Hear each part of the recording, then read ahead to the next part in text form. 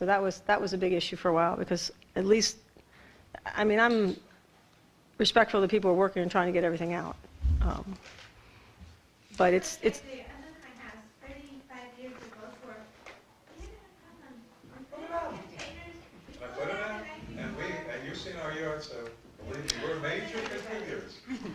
No, you add to the homeless pile. Yes. We're going to start, yeah, I'm just waiting to start, yeah. Just we'll wait on, but go ahead, because this is not the driveway stuff anyway, so.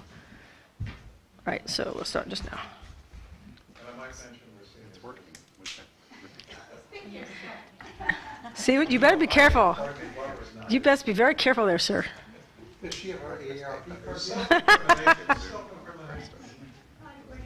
You're the only one with gray hair here, I see. I mean. Okay. Actually, I dyed it gray. Okay. Just like, they wanted to, I want to change my back brace. I said, we have that. Well, what about your wrist? Brace. Like I said, anything hurt you? I said, well, I got a scratch on my arm with a Band-Aid. That's not enough, but you can get it for free. Marlon, you ready? Okay. Good afternoon. We're just going ahead and reconvene. Once again, this is Community Forum Agenda May 6th. We're doing there will be two things that are covered here. For those of you just coming in, we're going to be going over the proposed driveway ordinance from 1 to 2:30. Get resident input. We know there's been a lot of changes over the driveways and a lot of confusion over them, so hopefully have some folks here that can help shed light on that. And also more importantly, figure out what the legislative intent of the community is, what they would like to see happen. Then from 2:30 to 3:30, we'll be having a proposed landscape ordinance. We'll be looking at primarily new builds and major renovations and discussing what that would mean. Get resident input on that, as well as the legislative intent. Included in that may be, if we have time, we may discuss what people would like to see if there's any minimal landscape standard. We know that's very it's a little bit of a quandary with the eclectic nature of the park and how we would address that, even if we would. So, but that's kind of the overflow. Everybody knows everybody here. In case you don't, I'm just going to introduce staff again. Village Clerk, Marlon Martell, new City Manager, Christian Manners, and then everybody in the audience. If you guys want to introduce yourselves, you can as you talk. Just raise your hand or whatever. We're not real formal here. Just please go ahead and announce your name and your address. You only have to do that once, and that's just to make sure the clerk who can figure out who you are, so when she does the minutes for this. Okay? And with that, let's go ahead and start on the overview. The proposed driveway ordinance. Just so you know what we have been reviewing as commissioners sitting here, we looked at, hold on one second, till I get there. We looked at the two existing ordinances, and I'm mentioning them so if people want to read them in case they're interested. In Muni Code, 5.3 is the right-of-way. 5.6 is off-street parking. Also, I believe is also looking at swales and things like that nature. I'm sorry, let me back up. 5.3 is the swale, and 5.6 is the off-street parking, which is what we would consider the driveway issue. Okay, and that's what the current codes are now in our Muni Code. We also had two other documents we were provided that we were looking at, which has to do with the original proposed changes that were made by the boards prior to the ordinance that did not go through back in November, if I'm not mistaken. November 1st was the first time it was brought back up, and it didn't go through, which had the changes to the swale. I'll just reiterate the decorum pieces is just merely please watch vocabulary. Be respectful of everybody speaking. We have a small enough crowd here where everybody could talk pretty much as long as they want to. We're not going to try and cut that off, but allow everybody to have turns to talk if everybody wants to talk. All right, and that's it. Now I'll open up to the floor. Anybody on driveway ordinances? Go ahead, Barbara. Barbara Cool.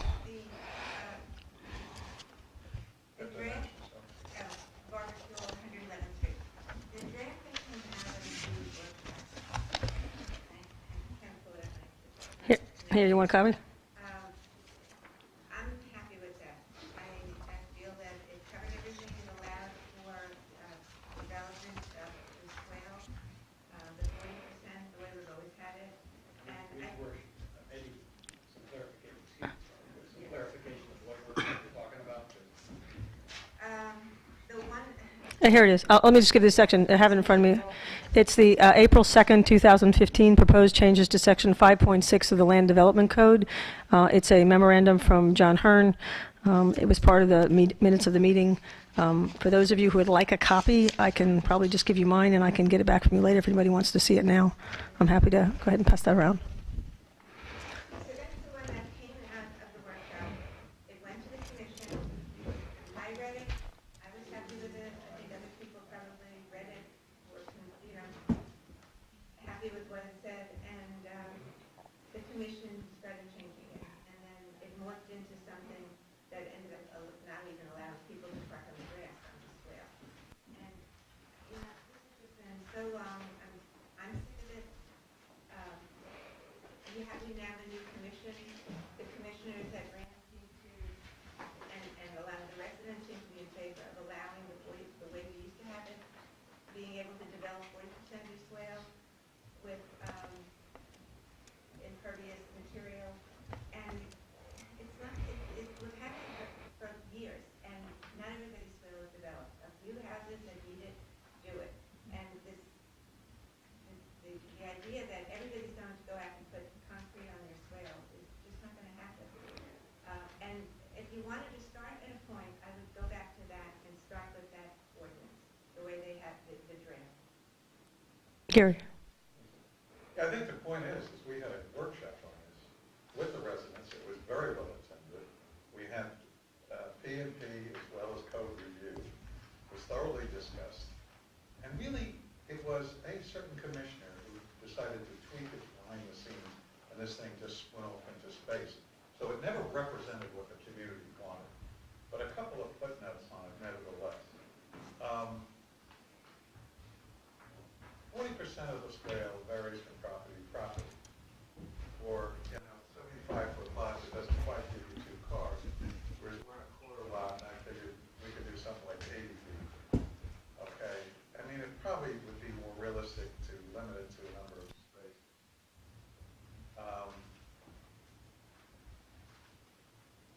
Like an and/or like 40% or 2 cars, is that what you're thinking? Well, 2 cars, just 2 cars. If it's and/or 40%. Well, the and/or, for example, if I have 2 trucks, I'm just making an argument for the sake of argument. I have 2 trucks and I want to park on my front and I have a huge lot. 40% for me would be bigger and would fit the 2 lots, and if you make it 2 cars, then I can't. Do you know what I'm saying? So would it be, would, If you slow down a little bit, I can probably. okay, I have only had a half a cup of coffee, I've been really good, but I'll slow down. What I'm saying is, in some instances, it may be better to do an or, so that if your property is big enough to be able to handle the 40%, or somebody else, What I'm trying to do is limit the 40% on a 40 lot, where I can do, Or not to exceed. and not to exceed a few spaces. okay. Because I can do 80 feet, and as it is, I think I have 50, which I don't even need. 40%, Okay. but not 2. You could Is- fix that by, just say per property. Yeah. Well, that's the Per idea. front, Yeah, per property, yeah, 40%. per property is the size. Dale? Yeah, I was gonna say, because the prime example is right here on 114th, as you go straight up, that property, Spanish house that on the side is all gutted out, because they're parking on the side, and as you turn to go on, I believe it's on 8th or 9th, it's all gutted out in the front, because there's no parking on the swale on either side, I mean, no paved parking. So, good example of what Gary's talking about, that surrounds the property on 2 sides. Just straight up 114th. The old Spanish house that we renovated a few years ago. Okay.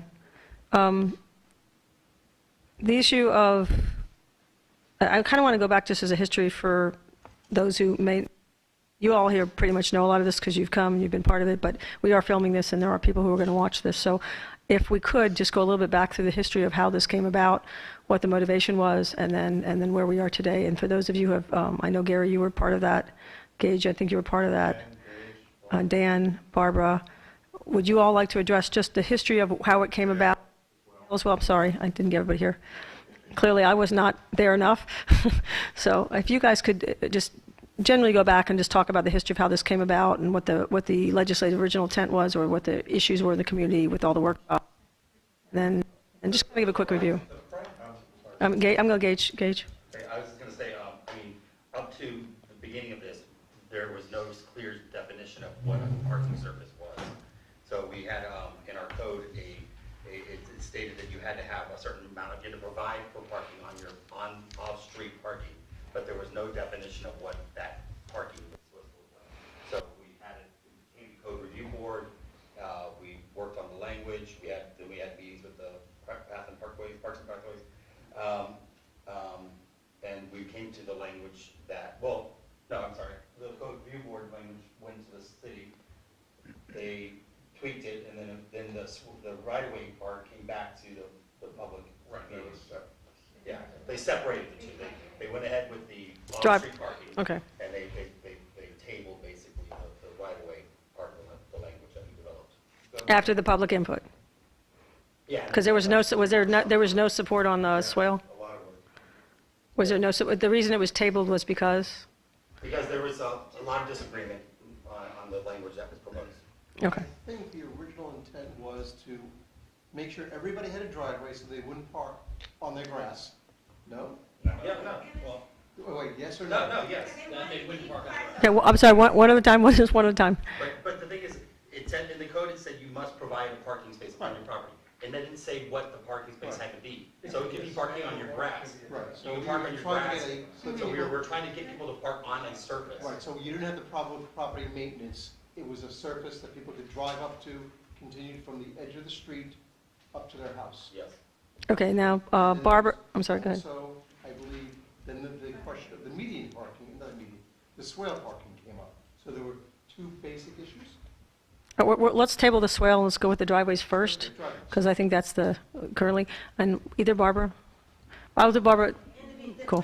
problems with, we started having cross parking on their front lawns, and the code office was saying, we have nothing that says you can't do that. So that was one of the big things that was supposed to come out of this, is to say, no parking on your grass, your front lawn. You have to park on a designated driveway surface, and the board defined what the driveway surface was to be made out of, and to tighten it up, like gravel needed the edging, the things that would migrate to the road. So they cleaned up the ordinance, and then at the same time, the swale, there was no direction from the commission at the time to eliminate swale parking. In fact, when this came up and swale parking was discussed, nothing changed. This is the way it always was. You always were allowed to develop 40%, and it remained. It wasn't until it went back to the commission, like Gary said, some of the commissioners, a couple, didn't want this, and they started tweaking it and changing it. But just, They wanted to eliminate swamp parking. a couple on the Yeah. commission wanted to Not eliminate. temporary, not permanent. So currently, we do have a parking requirements, as you read in the chapters. That did pass, that was passed. And that allowed 40% development in the right-of-way and 40% development on your property. you, for the sake of everybody, explain the 40% part, so we're very clear that you've explained it to me, but I'd like you to do that again Well, if you would. you have two different issues. You have your personal property, which is off-street parking, which is, you can only develop 40% of your front yard, basically, being impervious. Okay, means the water can't get through, whatever the thing is. The same thing holds true for the right-of-way. 40% of the right-of-way cannot be impervious. Does that include the approach to the driveway or not? Well, they're two separate issues. So the 40% of the, Two different sections. right, so the approach to the driveway is not part of the 40%. It's excluded from the 40% or included? No, 40% of the right-of-way and 40% in that property. That's a point, I don't think that's clear. I, I don't You, think you, it's clear it either. says you need to provide an approach to your driveway, that's X number of feet. And then it says you can develop 40% of your Including the swale. approach. But it doesn't say that in code, it doesn't say that. okay, so just for consensus here, we can come back to it, but I do want to go back to decide what people want, whether that 40% should or should not include that particular approach. Just for a moment, we'll go ahead, we'll just open that up. Go ahead. Dan, go ahead. The use of the term consensus in this regard. If everyone in this room 100% agrees on something, that is still not consensus. Agreed, it's only a couple people out of 3,000. I agree with that. So I would like to, we got, as a member of P&Z, I have a very unique look. There are many, many people who spent the last year, spent anywhere from $2,000 to $15,000 putting in driveways, okay? Those aren't the people that come here and stamp their feet. They're people who are they're voting with their pocketbooks, and they're voting by getting out there and doing some work and cleaning up their houses. Who's here to speak for those people? No, I'm not arguing, but this is a community, Consensus is not, I understand what you're saying. This is not a vote. This is not a, what I'm saying to you, stop saying consensus, and just say, okay, it's the consensus of the people in the room, if that helps. let's relate to the larger discussion. Because there are people all over the village, Okay, I will eliminate the word consensus. How's there that? are people all over the village who have already done this. And so, I mean, if, to talk about not requiring people in the future to put in a driveway because we have a consensus. That's not what I'm saying. The only, let's, hold on, just, no, Dan, don't make an assumption about what my intent of, hold on, Dan, let me finish what I'm going to say. You said something and I want to address it. The issue is consensus. The only thing I asked for is what people thought, whether or not the 40% should or should not be included or excluded from the driveway approach. That was the limitation of what my statement was. So please don't make characterize what I was saying on that. Well, when we get our calculations from with the permit, when you apply for a. Correct. It's not, say, 40% exclusive of approach. It says right-of-way. What is your calculation of impervious surface on the right-of-way?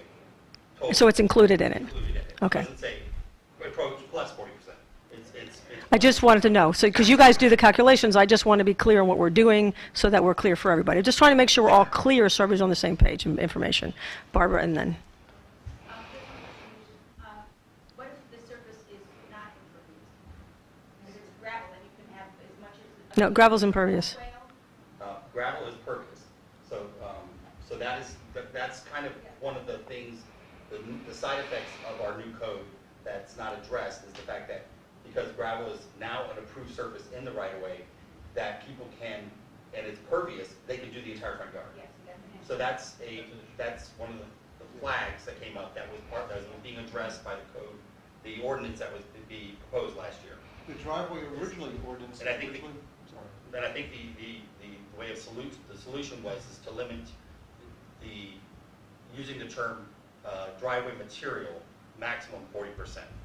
And that way it reduces it to 40, and everything else has to be grass or landscaping or The whatever. way it originally was from the house to the roadway was all a similar surface years ago. So if you had a driveway, it was pavers, it was all pavers, it was concrete, it was all concrete, so there was a certain amount of continuity.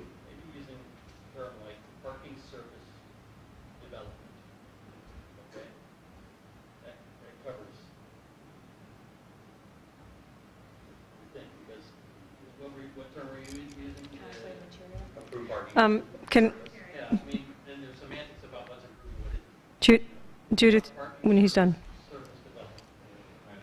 Well, I mean, the code clearly says what's a approved surface. There's like 6 of them. Judith? Okay. You have a language problem. You have poor definition, and that's what's creating misinterpretations by everybody as to what they think it means. So the language has to be clarified, and I don't think that's a very big deal at all.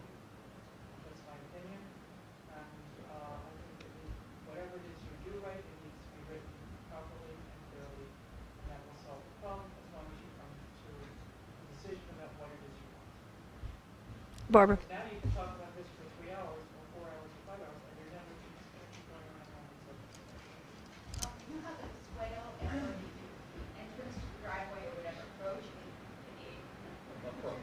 okay, approach is in a different part of the code than what we're talking about now? Is there any way that can be moved so it's all together and it's clear? Well, it's in the same chapter, it's just it's in the preceding section. So then there's this one thing too, I think that trying to stipulate the 40% whatever is really problematic for each individual property. For instance, which is mine. Now, right now, okay, I have a postage stamp front yard, okay, but they put in a circle drive. Okay, so actually with the circle drive, actually I probably would be against code to pass this because I think more than 40% of my swale is turned into the driveway. She's got it's a tiny approach. She's got a very tiny lot in front. I mean, most lots are 75 by 30 foot setback from the front. That's Yeah. pretty much the generic. Yeah, she's, Right. Tear it out and put 30 it in foot, there or. 30 foot setback. well, okay. I'm sorry, Barbara, then you. Now, Oh. it's setback. I'm talking about the property. Yeah. Just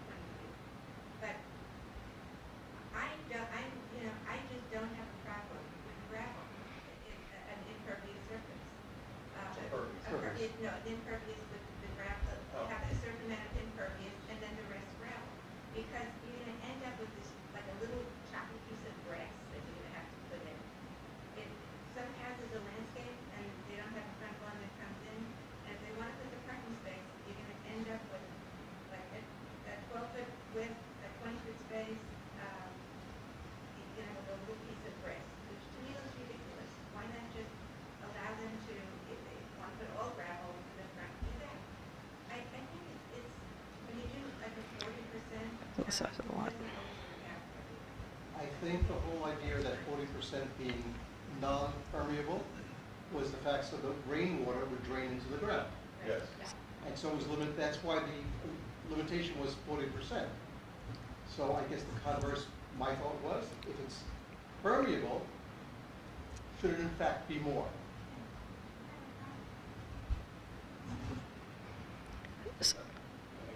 Yeah, actually, if you don't mind, you were next. I have a bunch of comments on this topic, but one thing I want to say now, because you're talking about, you're using the word pervious and impervious or permeable.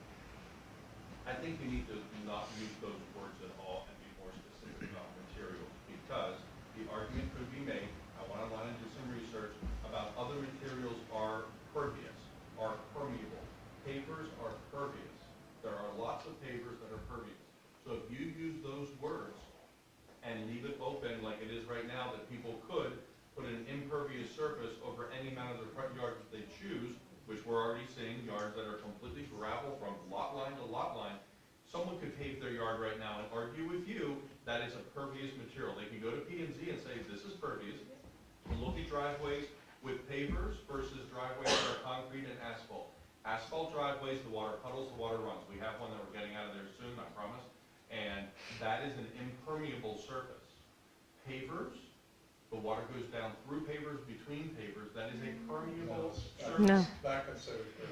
But I'm telling you, if you go online and look at driveway material, permeable, pervious driveway material, there are a lot. So would a solution, That's what, going to get you in trouble because you've got to tighten that language. What's- I think you need to start service, using well, let me ask you, I think now, and correct me if I'm wrong, we have very defined materials? Okay, so, To his point, but his point, he's got a point. I agree. It's easier to say what's allowed than just go Be generic. specific, and if you're going to talk about gravel, then say stone or gravel or whatever, and to your point in the meeting earlier today, talk about whatever requirements there are for that gravel as well, because you don't like the filled size rock. Well, it's- So I'm with you on that. Yeah. But, Yeah, I was, just for those of you who weren't here, it's a big giant P-rock. It's the giant stuff. We've been doing I'm sorry, driveway research. limestone. We actually had a driveway approved by you guys already, Gage approved it last year, and then we changed our mind, so we didn't do it. But we've done a lot of research, and I'm telling you, that word's gonna get you in trouble. Okay. Someone could go to P&Z and say, we're putting these pavers over our entire front yard, and it is pervious. But that's why the comment was made, since a paver is called out as approved material, if you limit the approved materials to only 40%, if you change the language. You gotta do one or the other. There's that property that. It's that pervious thing's gonna get you in trouble. So basically, there's two, I just want to reiterate so we're all clear about the two discussions, is there's one section that says, there's one person that mentioned that if you have just a little tiny piece, do you not want to just go ahead and make it all one type? Versus somebody who has, let's say, my lot size, which goes on forever, do we want to not gravel up the whole thing? So I think the issue is, can be an accommodation made for someone who's only got a little tiny piece left of the 40%? I don't know how you would do that and still get a single car in. So, because there was also an issue of not just the 40%, but should we make it for a certain number of cars? So I think there's a distance issue, there's a ratio issue, and then there's whether or not you want to have all the material. I just want to be clear that that's what's being bounced around. Yeah, exactly. You guys can write it nice and tight, and people can go to apply for a variance for anything they choose, and then that can be determined that in this situation, because of X, But- Y, and Z, we're going to allow it. But that's a lot of, I've been through a variance process personally, and that's a lot of stuff. I think for an administrative variance, there's some leeway that would allow that, whether it's from a P&Z, something that would allow certain lot, because one of the problems is, for me, is we don't have cookie cutter places. There are a lot of places that are just a little eclectic and different, and so rather than forcing those homeowners to go through very, very costly, a variance is a very costly process and a very timely process. If there was an administrative variance process, I would personally rather see that, because then at least if there's a small, you got a 5-foot or 10-foot segment of deciding whether you're going to make that all stone or a little piece of grass. It just seems silly to me. Carrie. Really, I don't like administrative variances for the simple reason it leaves it up to discretion, whoever's giving the variance that day. I said P&Z, I said the board. That's what I was suggesting, go in front of the board. But still, I mean, it's relatively simple. If you adopt the idea that you're going to have two spaces, you know, maximum of 40 feet, you know, that's simple. I think part of the compromise is there are definitely many, many residents who don't want to have any parking on the swale, you know, object to the cars on the swale. At least we've set a limitation. Okay. Okay? The other thing is, and believe me, that house with all the gravel is horrible. By anybody's standards, it is. Did you go look at it? That's what I'm saying. They just went Yeah, Which one did you look at? what street? What was the pink? 117th. No, we couldn't find the pink Buddha. It's 117th I wanted to east of see 8. the pink Buddha. But anyway. You read the Buddha, The Buddha blew it. But there should, conversely, there should be 60% of the front yard should be green. Okay? And then we eliminate that problem of people taking advantage of a major loophole in the ordinance as it stands. However, That means 40%. well, if we're trying to, they could put in a Well- parking spot, they could have 2 spots out front. You know, Yeah, but I'm saying, if you're saying 60% has to be green, well, they're only allowed to develop 40 as it is. well, that's what I'm saying, you're not even be able With to park in the impervious. space. Impervious. Okay, I'm going to stop because there's too much cross conversation, just to make sure everybody can be heard. So, hold on, Dan. So just to be sure, one at a time, I don't care who goes first, just raise and go. Dan, go. I'd like to have a clarification as to on-site parking. The limitation is to 40, says 40% impervious Correct. right now. Yes. 40% impervious. Okay. But- Parking surface. Correct. Right, but the loophole they were claiming was that they could then put rock all over the entire front. That's, Right. And I'm going to say, depending on the property, how much canopy cover you have in your yard, and that sort of thing, that isn't necessarily detrimental. There are some that are wide open that could use some greenery in between to break it up a little bit, but, the Keys has them a lot. The Keys has those type of things a lot, yeah. you know, Yeah. and, you know, you're certainly going to have a good landscape that's, you know, looks as green as anybody else's that has less than, more than 40% improved pervious materials like gravel, for instance. 1, 2. I just have, you know, a list of things if I. Oh, sure, go ahead. Go ahead.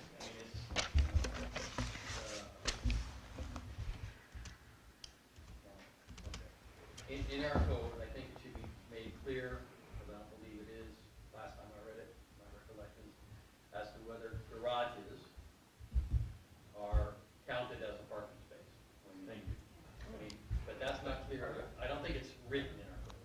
Okay, that's the interpretation that's probably been there forever, and I think it's right. Okay, that a functional garage that hasn't been closed in any way. Doesn't matter.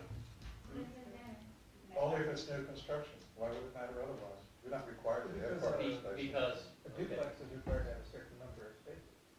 Does an indoor enclosed garage count as one of those spaces? Can I give an example, Dan, of what you're talking Okay, about? so There's a it- house, it- 3 houses down from me is a duplex. They have a 4-car garage in the back and asphalt parking for, I promise you, I went over and counted, 18 cars. 18 What's the cars, I address of went this over one? and counted. 3 doors down, 3 doors south of us. South of you? Okay. On our side, including the entire swale, a double wide driveway that goes alongside of the duplex into the backyard. I was back there for a garage sale, I did not trespass.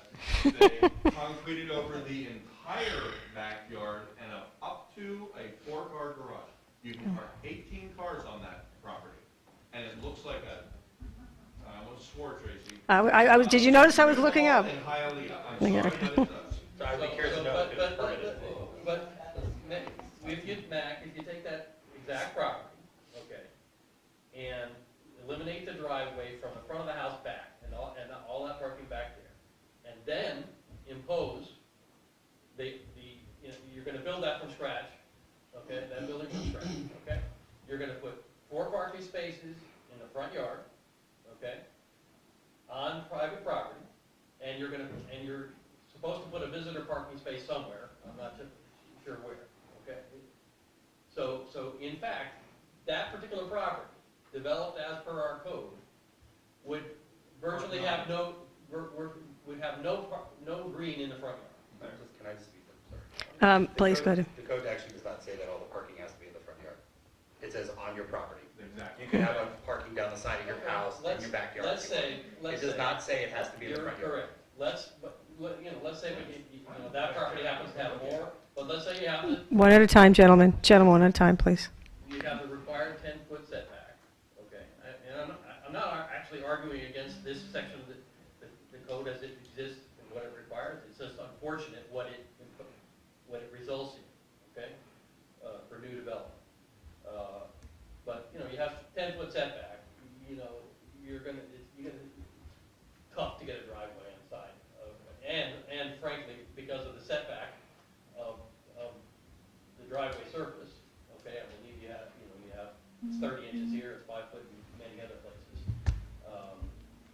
You couldn't really put a driveway inside that house. Yes, some property you could, that particular property he's talking about, and the duplex you have. All those two-story duplexes you could. Right. One Okay. does, they all But, could. so I guess your train of discussion was that why should we allow swale parking in that situation? And why should you allow so much? I know you're in the middle of the list, but Yeah, this yeah. dovetails into that. Yeah. This is my opinion on the whole swale thing, and I haven't formulated this, so if I stumble through a little bit, bear with me. I think swale parking should be the last resort, because I'm gonna disagree with Barbara on this very strongly. When she said that people aren't gonna be paving over swales or graveling over swales all over this town. It's already happening. It's already happening a lot, and it will not go in reverse.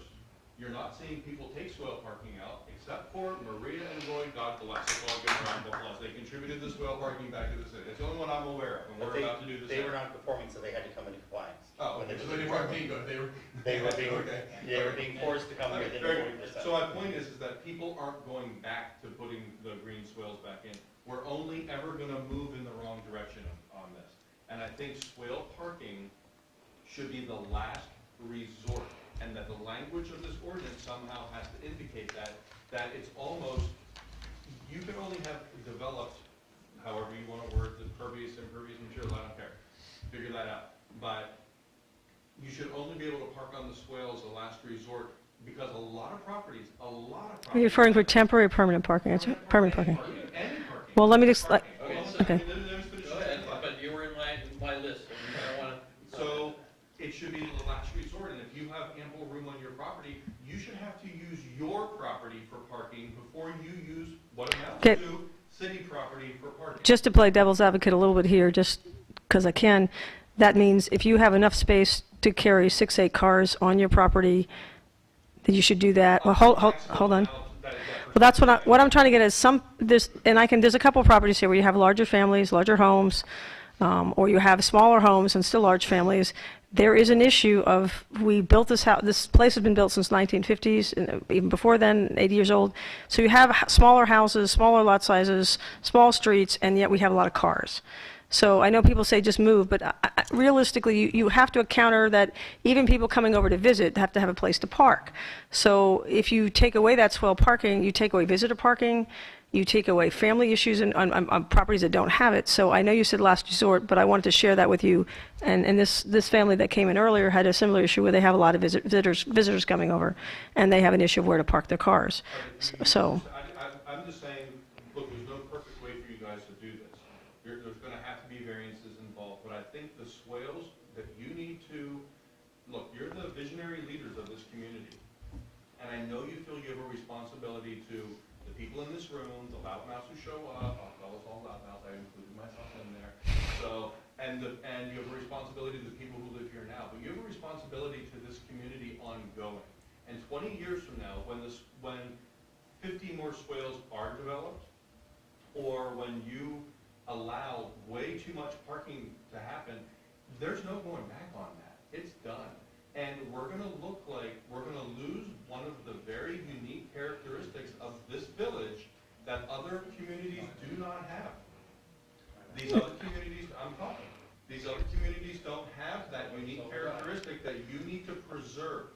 Somehow you need to figure out how you're gonna preserve that, because we're gonna look like Keystone Point, which does not have that unique. I'm very familiar. The ability, it never had the potential to be that. We're going to look like these other communities. Right, hang on one second. It's a shame, because If you could wind it up a little bit, because I got 4 people over here. Barbara, you were first? I'm sorry. I'm so sorry. Dan, go ahead. So, Trying, guys, here. if I first take a look at the issue of when do you allow swale parking? At what point in the development of a property do you allow swale parking to be developed? Okay? So our code says you have to put parking on private property, okay?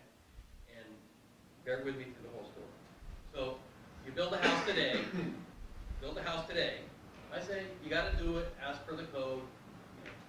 Design your house with the proper amount of parking, do that aesthetically, okay, 2-car garage approach, and parking there, that probably takes care of it, okay? Duplexes are tougher. The result of our code on 75-foot lots and duplexes is you gotta pay for front yard. Pretty much, okay? Between approaches to those driveways, well, I mean, Go down 10th Avenue, there's a whole bunch of duplexes that have put in driveways, they're not all paved over. Exactly. Go down 10th 10th Avenue south of 114. okay. There's All right, tons so- of them, they so- put little park. There will be exceptions. Okay, so, I mean, on some properties, let's take Mo's Place on 119th Street, one off the corner. Oh, right? let's take. It is developed, as per the code, okay? And there's a lot of paving in the front yard. I'm sorry, what's developed in the credit code? Mo's on 11? Yeah, the rent up Parking on is 119. no, it's duplex on 190, Oh. 10 something on 190. Anyway, it's a back to front duplex, okay? There's 4 parking spaces on private property, that's a fairly new duplex as per duplexes in Biscayne Park, and that's how we've been required to do it. So, yes, you build a house today, you gotta put in the parking as per, you do it as aesthetically as you possibly can, and we all deal with the aesthetic effects of that. Okay, because there's an aesthetic effect of that, because you have to have an approach to those driveways, which takes up swales area, okay? And so that gets my next question as to what exists today and what you may or may not require in the future. On 9th Court, between 113th and 111th, there are a bunch of duplexes, okay? Many of them park in like this, been there a million years, this paved parking up this way, okay, like this. They're half on, half off the right of way with their parking, okay? If we require those people to come in compliance with putting parking spaces on private property, okay, then they have to go drive across the place they've been parking and provide additional parking on private property. So you're parking here on the swale and I get you. right, they're going to have to get to that new parking that you're going to require them to do on private property. So we're not really But it improving won't be as wide. the aesthetic. It won't be as wide. No, it's not gonna be- in this case, no. You're right, that maybe 10 feet can be taken out in between the two. And most 2 and 2. importantly, that we maintain the unique character of this village, Yep. which is Can you- narrow streets. But in all due hold on, please, gentlemen, one second, please. Can you please allow, I'm just going to ask everybody, because there's so many people want to speak, and I don't want the same 2 or 3 people going. Let us speak. Tell us how you're going to allow us to speak, please. Okay, so that's 2 issues. So going back to Mac's point, where at what point in development of property do you allow swale parking? Okay? I say minimum code requirements for parking on private property should be required. And for new development now, okay? We have a bunch of existing things that I would let alone, okay? But for new development, existing, and it's even screwy too. But as a general rule, you should require the minimum amount of parking spaces to be developed on site before you allow the development of this way. What if it Now, fails this last week? there are many problems with that when you actually try to put it into effect. Because in some cases, I most definitely feel that third parking space that somebody wants on their property would be better in the 100-foot of frontage that they have on the swale than on private property where you're gonna eat up green space over there. Well, and they have to go in front of P and Z before they do any of it, and P and Z is good about deciding No, what's that's harmonious, and they. that's they too look at wishy-washy, things like that's that too and wishy-washy, decide. you know? You know, Well, then half the things they do are too wishy-washy, Well- because they tell you what Okay. color well, to paint, what they your grass have, should look they like. have to do that. Lots of things. All They right, have to do that because our code sucks. All right, excuse me. Right, proper word I should use. All right, Barbara and then Gage. Matt, that house with the apartments, with the apartment building with all the cars, is the driveway a double driveway? Or is it a single, is it allowed two cars? Yeah, and it's the whole backyard, too. Yeah, no, but so two cars can get through, so somebody's parked in the driveway. It's one of the problems, like even where, the beautiful two-story house that just down the street on the other side of Seventh Avenue. Actually, the way the houses are built, really you can't get through. It's very difficult to get back where the garages are. But here's my question. Isn't it possible for us to have a code that deals with duplexes and houses with cottages in the back separately from what we're doing now? So just a single-family house, because there are different issues with duplexes, and on my block, all of the houses that have, they're all cottages that are rented in the back. So one's a two-story Well, house on my block. Well, that's illegal. Well, that's illegal, actually, you're not allowed to have cottages. It's grandfathered in, Right. it was in the 1920s. A few. I mean, Yeah. there's some. I don't know about that. And anyway, so. No, there are some. There are I some. think we could make more progress if we just address current single-family dwellings, then address multifamily dwellings, and then new construction, because there should be rules differently for each. There are. Well, there are. There is. Okay. And then one other thing, Yes, there are. okay, just the issue, again, originally, what was the purpose of revising the code? Because we didn't like the way, and this is very common in certain neighborhoods in Miami, cars that are parked perpendicular to the house driving up. For instance, there was a guy on 117th and 10th, the house has been changed. But when we were having the argument about the fences, he said that he wanted to protect his wife and drove his pickup truck right to the front entrance, so you couldn't open the door, all right? And I mean, that looks so tacky, you know, and that's what we wanted to stop, I think. That's what a lot of the comments were. Yep. There was one other thing, that was a major issue, but then there's a problem of, like, if you look at Orion's house over here, where they put in pavers right in front of what used to be a garage, they made it into a room. But then all the way the rest of it, so they parked their cars on it would look better if they parked one on the original driveway and then on the swale, because now they have cars parked in front of the living room window, which really looks bad. Exactly. I'd rather have, just like even though we don't have parkways and swales, like old. Yeah, and I'd rather like, you know, well, the suburb I grew up in, yes, we had a parkway and there was a street wide enough so the cars would park parallel. If you had people visiting, you parked on the street parallel to the street, parallel to the house. And I think that's more aesthetic than having The car front in the front lawn. Yeah, that Yeah. really looks. Just to be clear, Gage and then I believe Marie. Yeah. Just to be clear, I had a long list. and- Okay, I understand that, but other people have to have a chance to talk, Dan, and we have to balance this out. Gage. I guess I just wanted to ask if we could get clear on what exactly is, like, itemize the problems, basically, because right now we're just talking, Right. everybody's kind of throwing out different things about different I was things. doing So, you know, right now we have a code that requires you to put parking, it tells you the number of parking spaces you have to put in your right of way.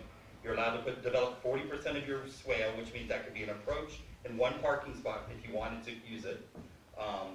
So right now, we've already identified that there's a concern within the communities of the paving over of the entire right of way. So I think that's one issue that has come up so far that I think everybody here has chimed in on. So I guess I'm just wanting to find out what about it, the existing code, that is the code now, everyone in here has against, about our current parking regulation and soil development.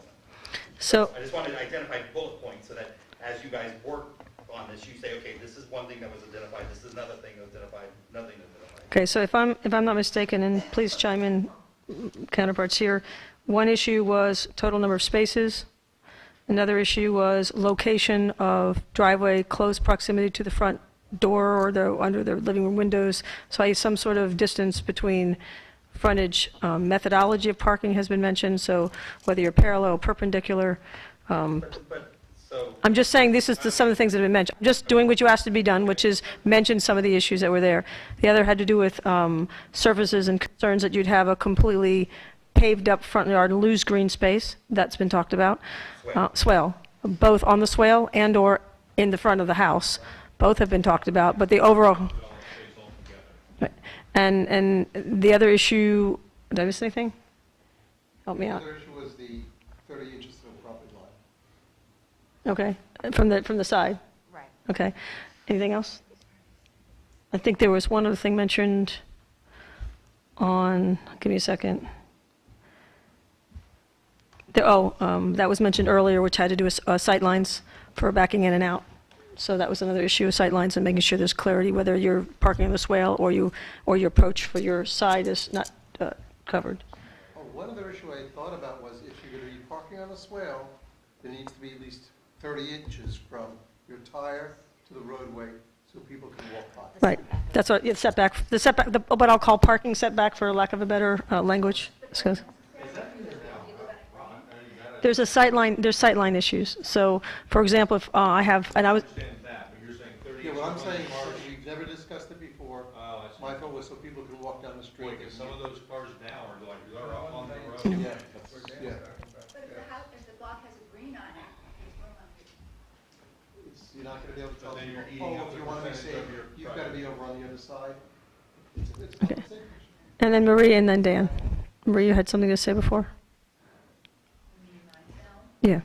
Yeah, well, my concern is, this village is like a concierge village, and we're going to be getting an awful lot of redevelopment of the areas and the buying of the houses because of what is happening down at Wynwood, and they're moving up to West Dixie Highway and the new Chinatown. The big problem is the amount of cars that are now. Families have 3 and 4 cars. Years ago, when this village was built, they had 1 car, okay, and there was no problem. So I think when they do, on an individual basis, when somebody comes in to rebuild or redevelop, it should be taken into consideration what they are building and what they will have to do. Okay. Dan? So, bear with me. Okay, so I think we need to clarify that a garage is a parking space in our code. I don't think we shouldn't just leave it up to interpretation, tell people that's what it is. Because it's not being used as a garage. You know, That's their business. That's their That's, choice. that is, That's their choice. yes. I mean, it's, you know, we need to clarify what happens if you close in your garage. As what parking requirements or evaluation kick in at that point to see whether or not you still meet the minimum requirements for parking on site, okay? Okay.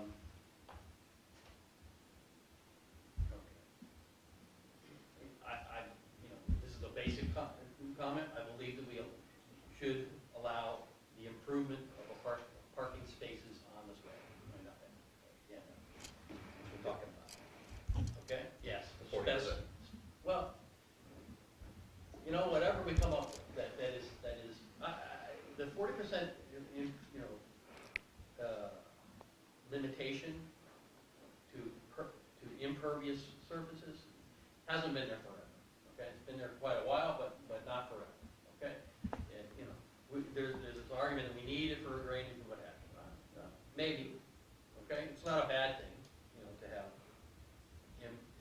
impervious surface there. Okay, so yes, we absolutely need in our code to specify the extent of improvement. Whether it's 2 cars or 40% or whatever is determined to be used.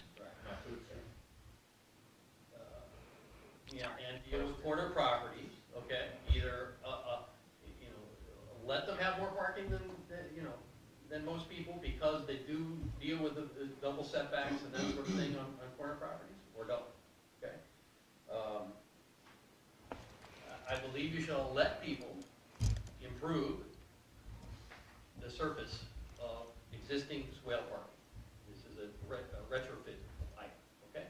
You know, you have 3 parking spaces on the swale right now, you know, you should allow them to improve that. And, you know, unfortunately, when you make comments on this ordinance, you have to go back and forth between what's been proposed, you know, so if people have something there that's existing, it's been there for 50 years, and they want to put in an impervious To improve it. surface, Yeah. or take asphalt and go to something else that's prettier, okay? They should be allowed to do that. But not have to follow the current code. But not have them, they don't have to follow the current code. Or whatever the new code is. Seriously, I mean, that's. No, you know, I hear what you're saying, but the current code is something that Whatever it is we're talking Whatever the about. code ends up yeah, being. we're whatever kind it of is. arguing about that right now. You're right, we're arguing, but we also have an ordinance that was rejected, that a lot of those things may be coming back, so, I mean, yes, it's not current code, and the thing that put that in there was a proposal after the close of public hearing at the second reading of an ordinance, okay? That's when the restriction to swale parking came in, okay? And I'm not so sure the commission that voted for it, maybe they did, you know, knew that, what they were doing, okay? So, But are you talking about the language that was first read and then died? Because our current code does not say you can't park in a right of way. It says you can't park a truck, you can't park a semi-trailer, but it doesn't say you can't park a car in the right of way. it does say that. Our current code says that, You can park in the swell. Here. Let's go from what Dan is saying, because we're talking about rewriting stuff so everybody understands it. Let's see what. Can I read it to you, please? so bottom line. Hold on, let me just read you. 5.3.1C, all vehicles of any type parked on any street, alley, or public right-of-way in the Village of Biscayne Park shall have at all times attached a current license plate. I assume that, am I getting this correct? That just says you can't park there, it just says you have to have a license plate. Right, so it does not say you can't park there.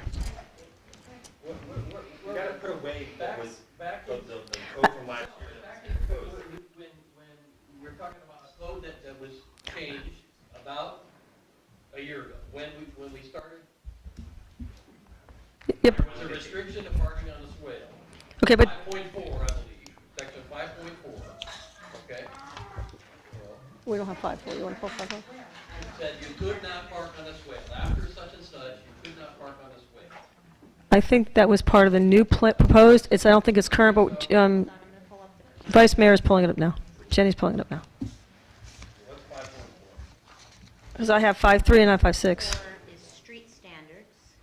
No, so it's 5.3 right-of-way, is that what you're looking for? Dan, here, is this what you want? 5.3.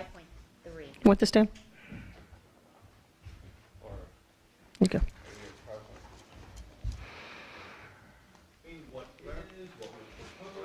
Let's continue. I think we, Let's just continue. right. Let me go on, okay? That's what they have to. Okay, Dan, and I'm just going to ask that you, and I know we have plenty of time for everybody to speak, but I do want to make sure that other people have, so if you can give like another 3-4 minutes, and then we'll go. But every time you're asking me to speed up, you're taking time away from us doing it. I totally respect what you want to do, I'm trying to spit it out fast. Depending on what you do, clarify language as to what visitor parking is, okay? If we don't allow parking on the swale, we end up doing that somehow, okay? You have a requirement in your code for, you know, 2 parking spaces plus 1 visitor space, and it was assumed that that parking space could be on a swale, okay?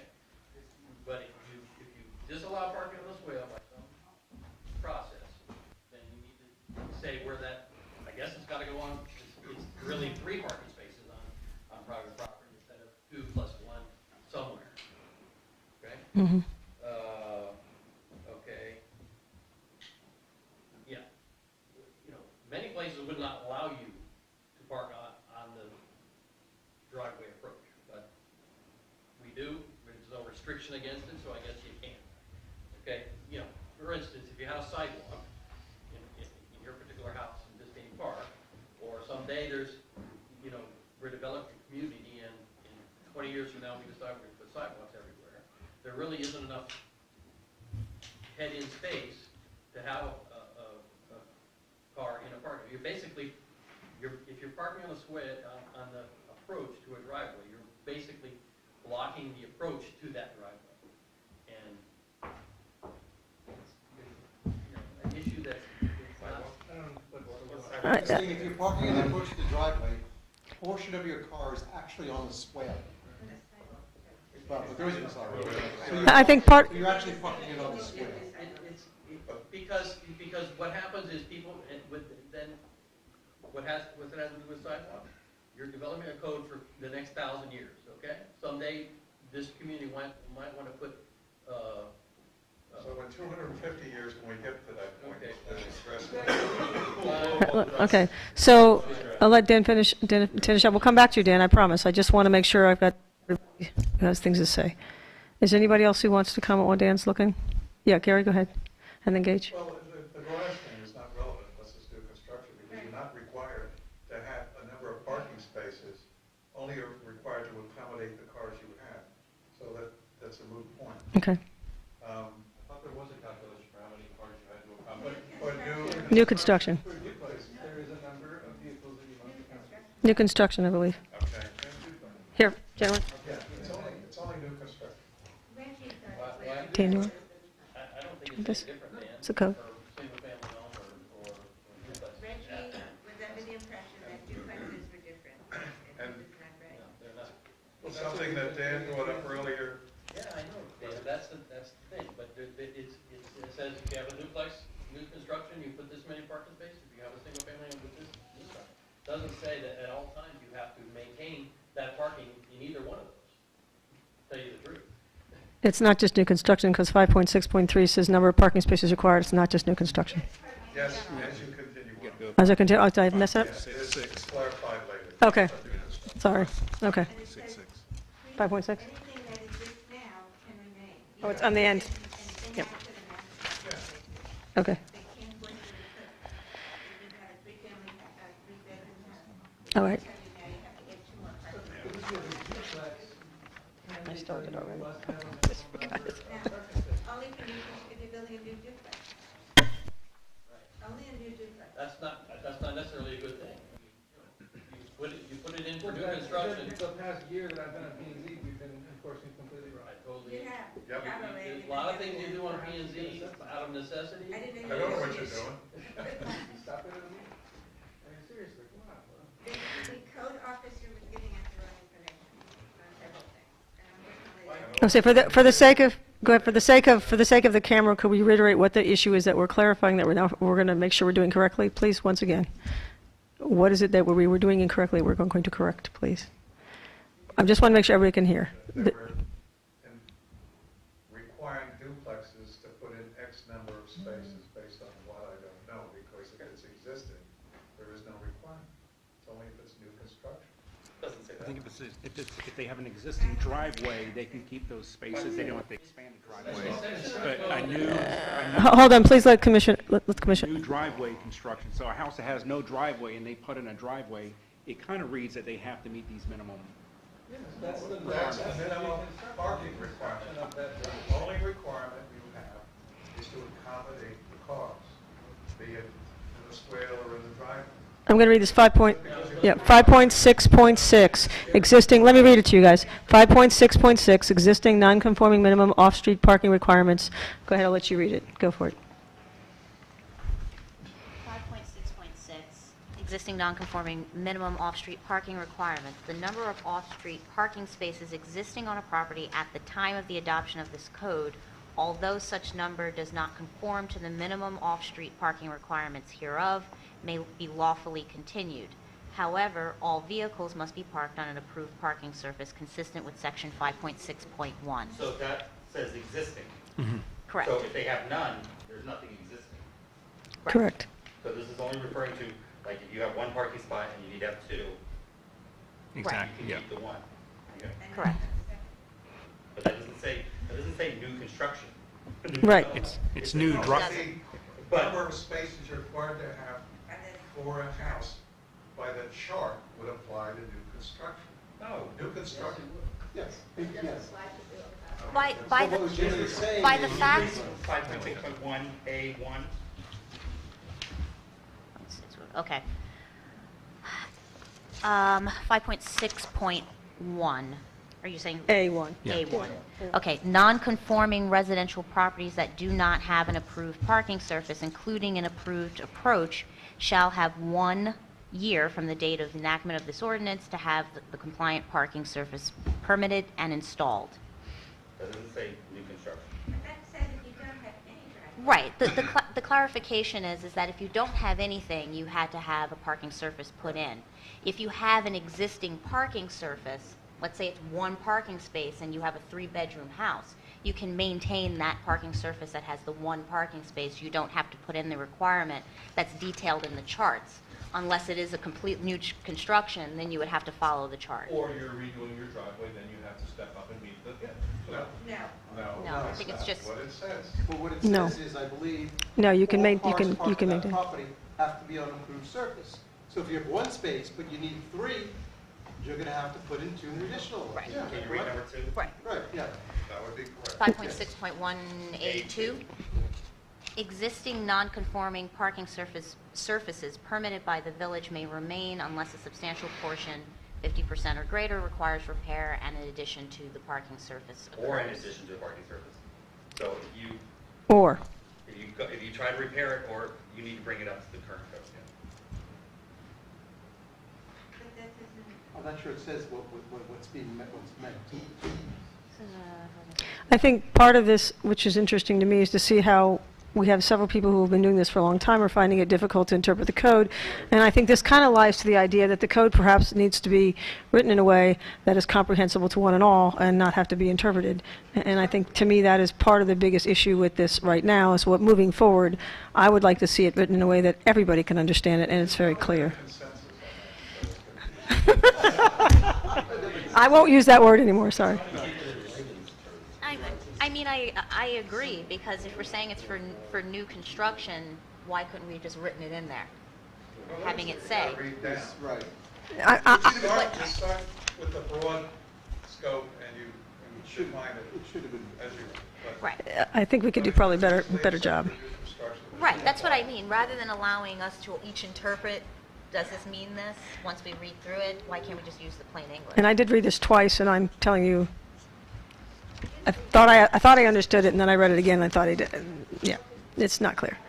Barbara, multiple, right. so it's not the number of driveways either, it's the number of cars you get behind the property. So, in an effort to consolidate a little bit here, I think several points have been made about what we're trying to achieve. One, I think simplified code would be nice so we know what we're reading. My concern is that I know there's an issue of swale versus off-street versus on-street parking.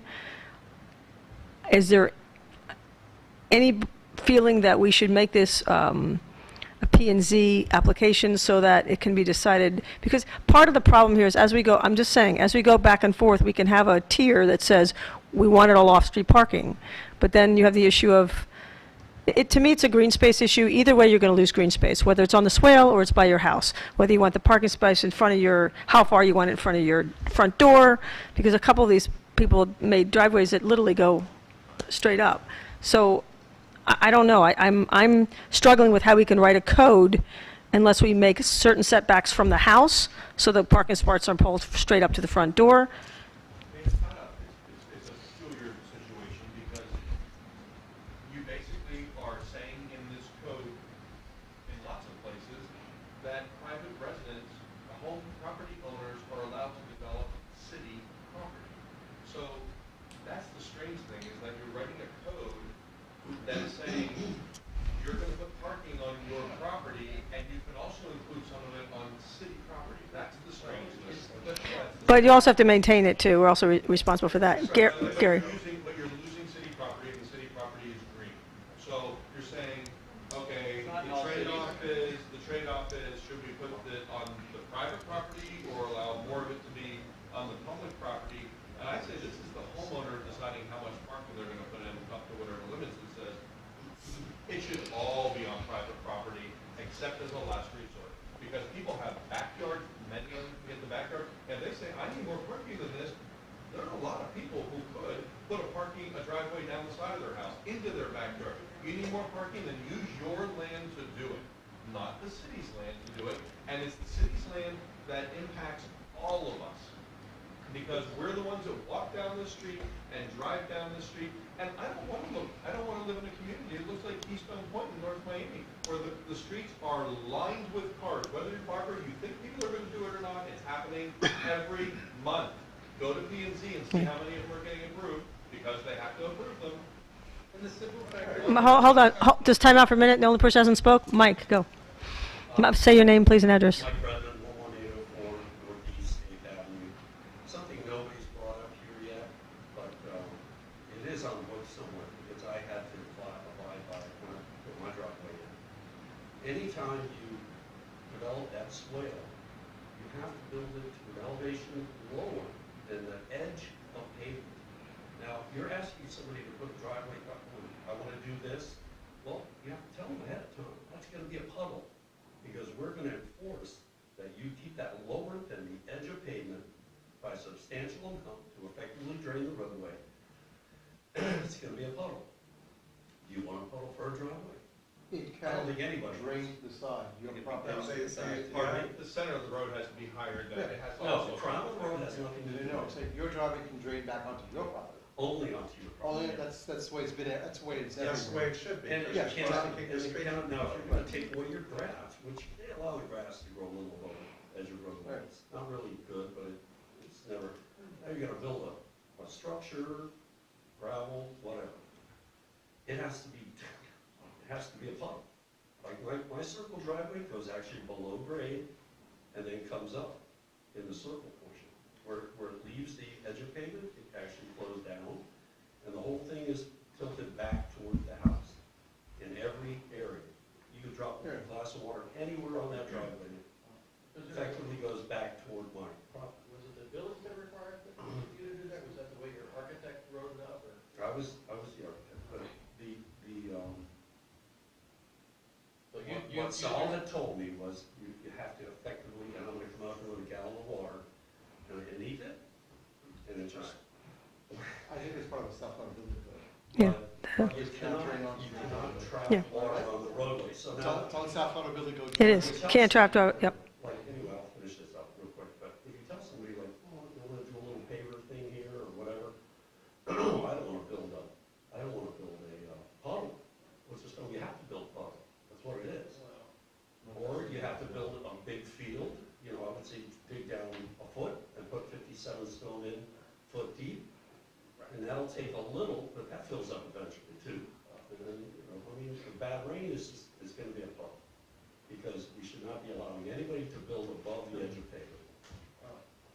And then that'll be a deterrent for all you people who don't like that, which I don't really like either. That will be a deterrent, because you're gonna be building this thing effectively lower than your edge of pavement. Just a time check for everybody, we have about 15 more minutes on the driveway ordinance before we move to landscape. Are there any other people? Go ahead. So, back when it was being discussed, I guess it was pre-November. The second one, the final one? I don't know. That was the final, that was the proposed language that failed, yeah. Talking about now, does it require a resident who does not have a driveway, who only has their swale blacktop, to provide off-street parking on an approved surface for their property? Is that going to be required? Are people who don't have driveways? There's 62 left, there's 62, we did a survey, I'm correct, me if I'm wrong, there's 2 properties that don't have drive. Those properties include developed swale parking, where they can say, oh, I can park out there on the street. Or do they all have nothing? Now, this is the 62 are the nothings that have, I believe. That is my understanding, yes. My understanding is the 62 properties that are out there now and Have nothing. have absolutely nothing, no swale. Okay, so those people that have nothing, okay, they're parking on the grass. Wherever they're parking on the grass. Okay? You come in as a village right now and say you have to put a Well, I want to go back for 1 second, Dan, and just real quick. What you're saying is originally, it was always in the code that you had to have an improved surface, or you had to park in a, it was always, You had to provide a place on the property. Right. For parking spot. it didn't say, right, it didn't say what that consisted of, and that's when the newer ones came in that said it had to be a surface. Okay, I'm sorry, go ahead. No, if you built a house in Biscayne Park 50 years ago, you had to have, you had to put a driveway in on private property. You had to put parking on private property. Parking, but not on improved surface. You had to develop a parking space. Well, what was the definition of a parking space? You're right, then you came up with definitions, but, and that was the problem with our code, okay? All right, go ahead. Okay, my question stands. Someone who, say, right now, they just have their swale blacktop, and they have no parking on an approved surface on their property, is this going to require them to put in off-street parking on their property? It does now. It does now. And does it require them to get rid of the blacktop? No, it doesn't now. So then you're gonna have more, Yes, it less does. green. You're gonna should. get less There are houses all over the village that just have, They haven't complied. that's what I'm saying, are we going It is to on the hold location. people to this? Are you suggesting that be changed? What I'm saying, what I'm finding interesting here is the argument is which is worse to do. It's still the same argument. You must have off-street parking. That's what it says, right? You must have a place off. And the question, if you're going to have off-street parking, should you have a driveway? I think the majority of people that I've heard from, that I walked door to door on, the putting in the driveway wasn't the issue. It was taking away the swale. If they had swale parking already, or the ability, if they needed to have parking, be able to utilize the swale, whether it's for temporary parking or permanent parking that a bigger family and a smaller property. For me, that is where the community, I found, had a lot of disagreement. Was that we've always That was the proposed language. correct, right. You had an issue with the proposed With the proposed language, not the original, correct. There didn't seem to be a lack of understanding that you should have a space and you should have a driveway. I didn't find a lot of resistance. I know there's 62 homeowners that might disagree with that right now, but I don't think there was a lot of disagreement community-wide for 1,296 homes, am I getting that right? Something like that? Almost just under 1,300 homes. I don't think the 62 or putting in the driveway was the issue. I think it was the time and duration to get it done. I think it was the issue of taking away swale parking. It was the ability not to improve swale parking if we had asphalt and take it up and wanted to put something that was better down. I think that's what I saw a lot of the resistance from.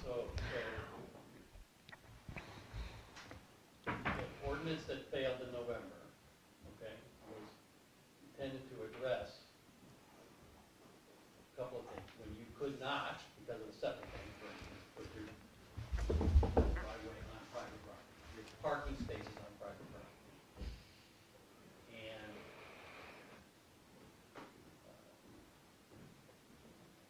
And also to address whether you had sufficient existing parking, combination swale, private property, but let's say swale, okay, that parked all the cars you needed to park. The code would seem, with the existing code, there was a problem with people that had existing parking, perfectly good parking, but then we're going to be required to put that parking on private property. Take the duplexes on Ninth Court, okay? Perfectly good paid parking on the right of way.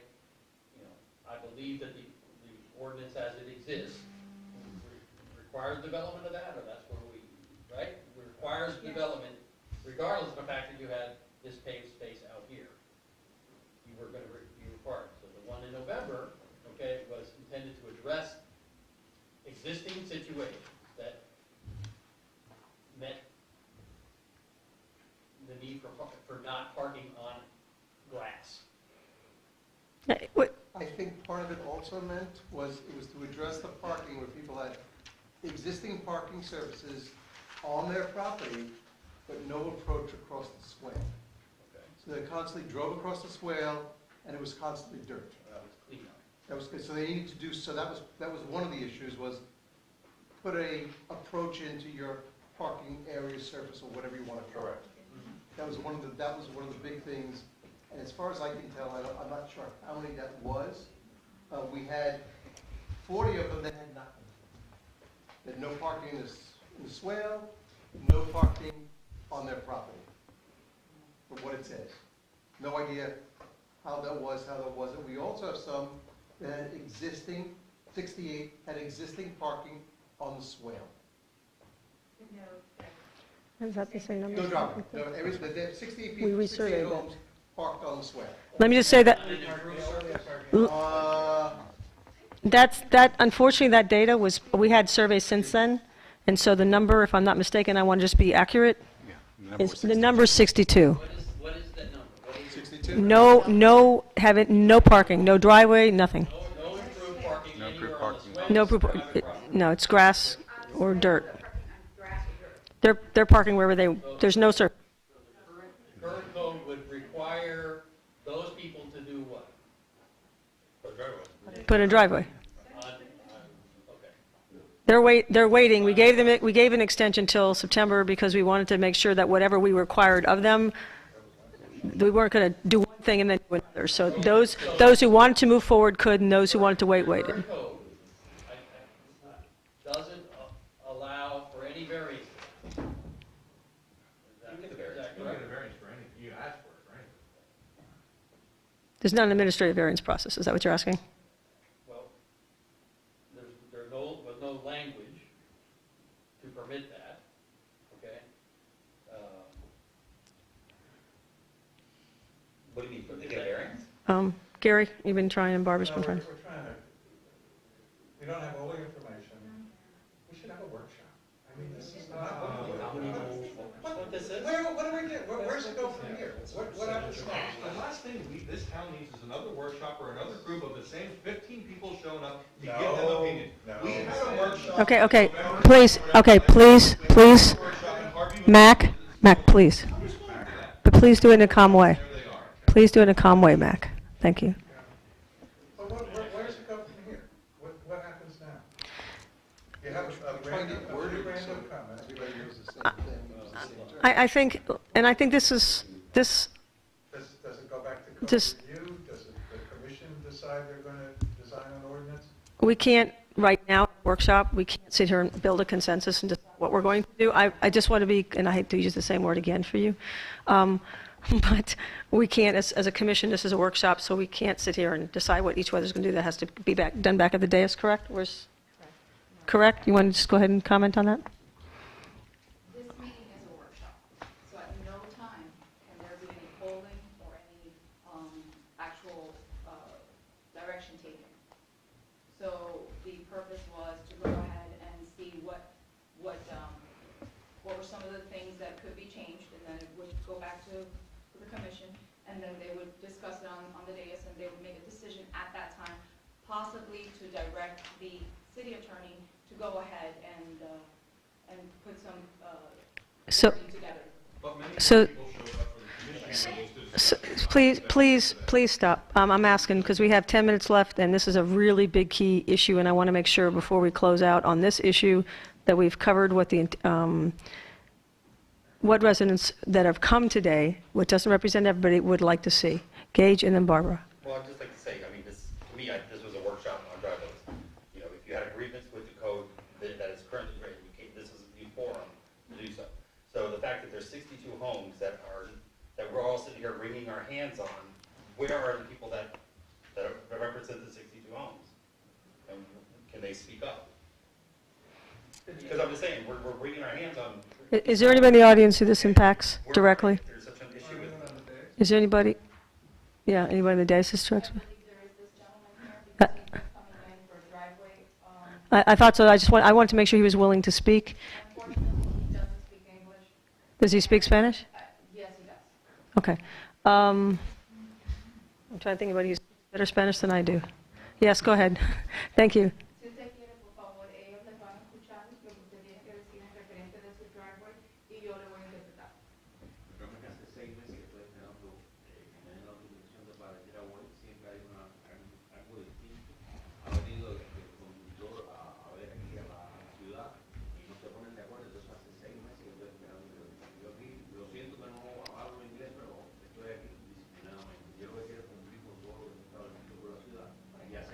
Espera un momento, señor, pues necesito traducir. Go ahead. Okay, what he has said is that he's been trying to go into compliance within the last 6 months. He has gone before the planning and zoning board, I believe, several times, but what is happening with him is that, according to what he stated, was that he's been getting different answers every single time he goes. So because of that, he's having a difficult issue being able to comply and being able to finish off his permit. Now, I'm gonna give you another bit of information, just so you know, because I have been present when he's come to our building department. And some of it has to do with just some information that's not being put on the design. So I wanted you to know this because, you know, in order for you to understand, you need to know the full picture. So the issue is he's not getting clarity because there's missing stuff on the design itself? The design itself needs some tweaking, but again, because of the different times and different things that he's been coming forth, he's not getting like, decisive things on certain items. So is his concern putting in the driveway or the delay and the lack of clarity in order to allow him to move forward? El problema que usted tiene es referente a lo que es el tiempo que usted está demorado para poder poner el driveway o la claridad de lo que son las instrucciones para poner el driveway. Yes, sir.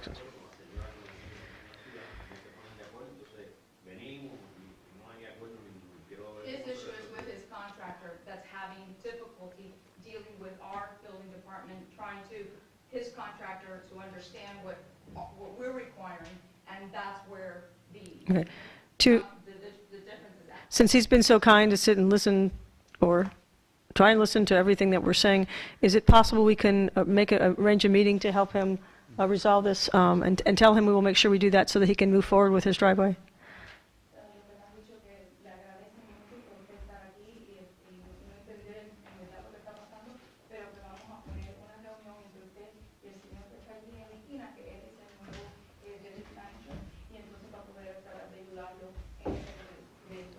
Just so you do know, the building department is also working with him to try to solve the issue. So I just want to make sure he has what he needs, yeah, and I just want to make sure he has everything he needs to move forward with his driveway. I think everybody would agree with that, so, and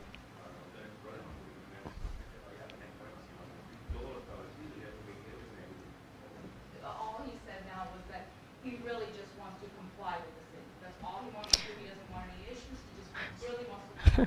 tell him we thank you, and sorry it's been difficult, but we thank him very much for his patience.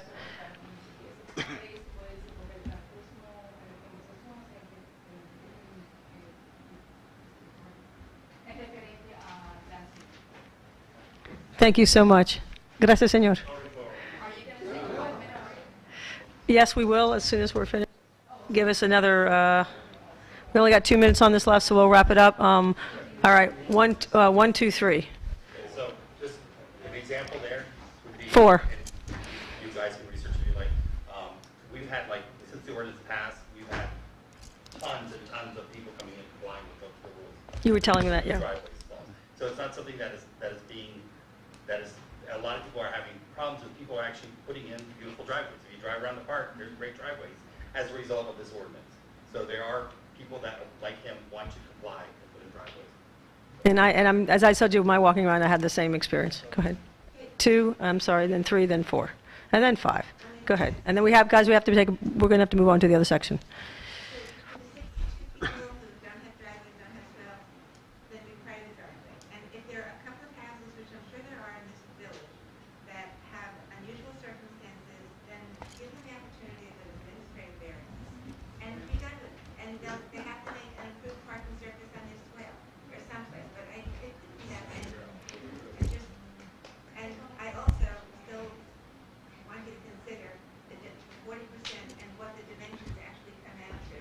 And for me, I don't think you should include the driveway approach as part of the 40% because it only, it just, one parking space is not enough. If you want to have impervious surface, to let them allow that in case they have visitors or an extra car, let them have that.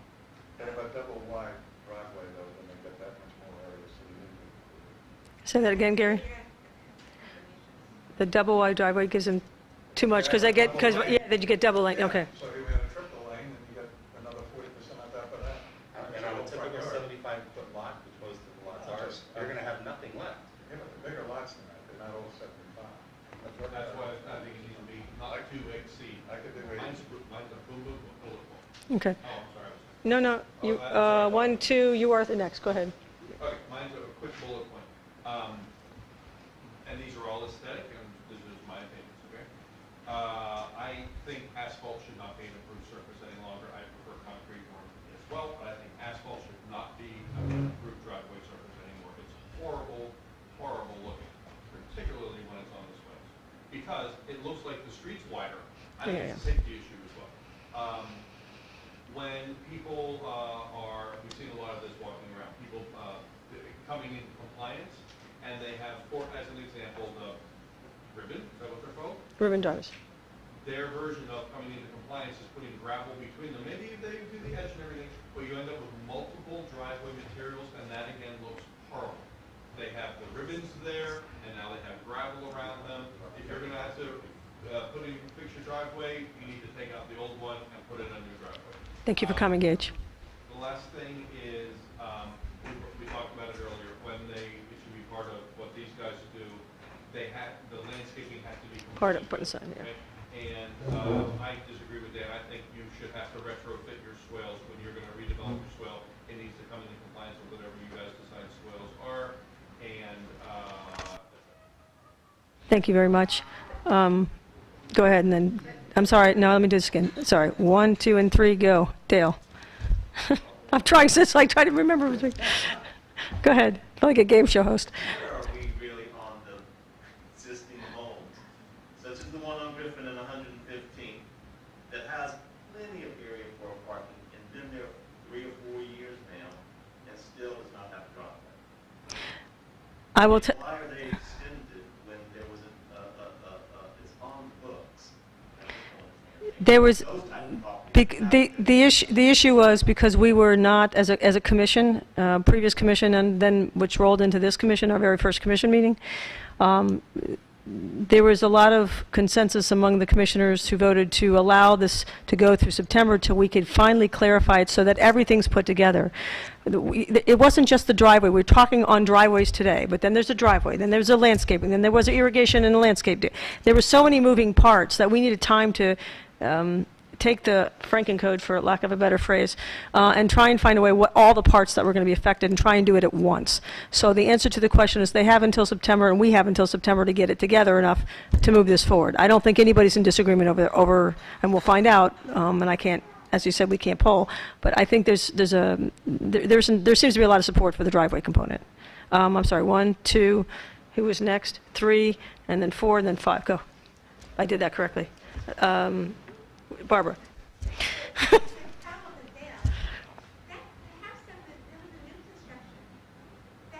Oh, that was a new construction. I'm sorry, I was confused. I was thinking existing. I'm sorry. Scratch everything I just said. I know which one you're talking about. Yes, I'm sorry. Actually, I went. Do you know? Elizabeth, I know we had talked about that house on 115th and Griffin. Can we look into that again? Because I know I talked to her about that specifically, so. And no front yard. And no landscaping either, yeah, I know, it's. What's the thing you get to let you move in? Why is anyone allowed to live in that house when it was not built to code? It's either done or it's not. Agreed. Yeah, we drove, but that was one up for conference. I'm sorry, Dale, I got confused on a separate issue. Okay, I'm sorry, it was Dan, I believe, was next, and then Barbara. Barbara? Yeah. There was a question as to how do we proceed, okay? I think, yeah, you gotta forget everything everybody said, and you say, how do we, what do we want our community to look for? Starting from scratch. There's no houses. What is our code? What should our code be? You're building a house, you put in this, and this. Okay? And you're allowed to do the swale or you're not allowed to do the swale. You're allowed to do the swale only after you put it on private property. Okay? Right? And make sure that code is there.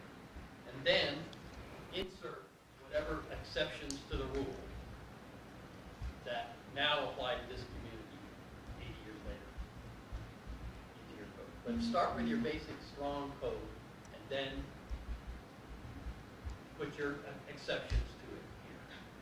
Right, you know, And all of our houses be exceptions because they didn't build enough spaces in our yard for the kind of cars that we have now. Like, quite frankly, some people need to go buy a bigger house somewhere. I mean, That's a great sales pitch for real estate. Go find a bigger house. Okay, but I'm saying, I have 6 kids and 2 bedrooms. I wouldn't be living in our house. Or if you don't have a need, but you force people to move because they have an extra kid? At some point, Put that in our ordinance. at some point, give up some where they can live. Okay, on that note, okay, time out, gentlemen, because we can take a note, you all can take this for, we're going to... Kids as you want, just find a place that's an appropriate place to raise them. Okay, Mac, for just a moment, please, sir. Thank you. Okay, we are now past our time zone. Yeah, I'm just going to say we're going to take, after Harvey's comment, we're going to take a 5-minute break and come back for the landscape. Go ahead, Harvey. The definition of swale usually says an area which is used to collect water from the roadway. As such, we should not allow any more paving with a, of an impervious surface does not allow water to go through it. So it could be gravel, it can be block, it can be concrete block, the earth blocks, pavers if the water will go through it. So, Kelly Millet's mother has it on 119, looks beautiful, looks great. But this way, the water will go through it, because we do have issues in some places where there's so much swale paved that you have water standing. That's one of the issues. One of the other things that we've come up with is in 5.6.8C, all parking surfaces shall be no closer than 30 inches from the side property line unless exempted. At the meeting, it had been decided this was for new construction, not new driveways, not renovating driveways, it was new houses. We have enough of these, which is not listed anywhere, where if somebody were to, in fact, take 30 inches off their driveway, they couldn't get a car down it. And I'm not quite sure why it was there. If this was, no, wait, let me finish. If it was there anywhere originally, it may have been so that the water runoff does not affect the neighbors. Most of them have, like, one of my neighbors does, he has an edge all along his driveway, stops water from going up. Yes, Gary?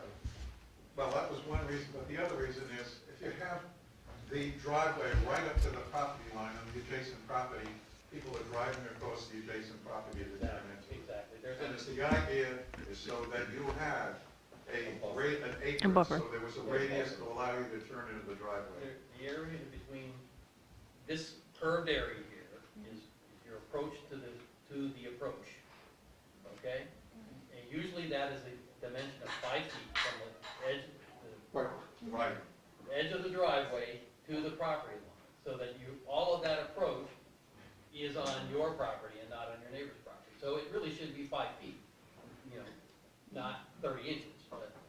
That was the compromise. I tried to get it 3 feet. So in fact, since you can't change the driveway, so the approach has to be wide enough so people can make the turn into it. Right. Because any of that approach is not on my property, it's on the swale. The swale which is owned by the village. But, So if the apron is a little bit wider, it is on the swale property?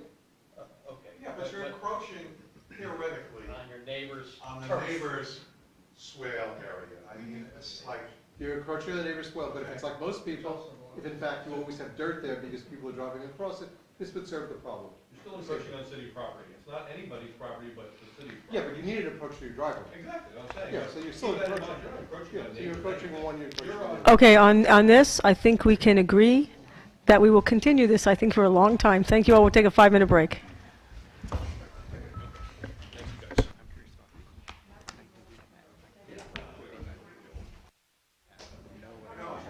New thing with Pop-Tarts that has to be part of the requirement of all food items.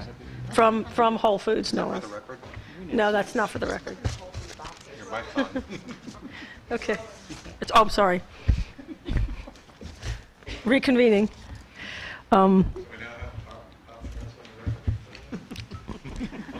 Uh-oh, Pop-Tarts are on the record. Okay, reconvening for the rest of the afternoon meeting. We're now going to talk for about an hour on proposed landscape ordinance. We're going to look at the one that was actually proposed, but also talk about generically new builds, major reconstruction, and talk about what that term actually means. and hopefully get some more definition on that, as well as, if we have any time left, we'll also talk about whether there should be any minimal landscaping and what nightmare that will be to try and do if we decide to do that, or that was just my commentary, sorry. Looking at the code enforcement officer when I say that. Anyway, so let's go ahead and start, and we'll open up the floor for public comments. Just go 1, 2, 3, 4, 1, 2, 3. I don't have to do this anymore, conduct. Oh, 5, pardon me, I didn't see Marie. All right. Well, I think as far as new construction, it's pretty cut and dry by the county. Okay. Okay. We tried to craft something that would deal with major renovations.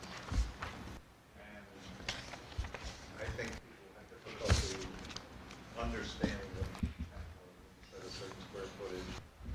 Does that mean they painted it, put down a new carpet, or did they change the room configuration?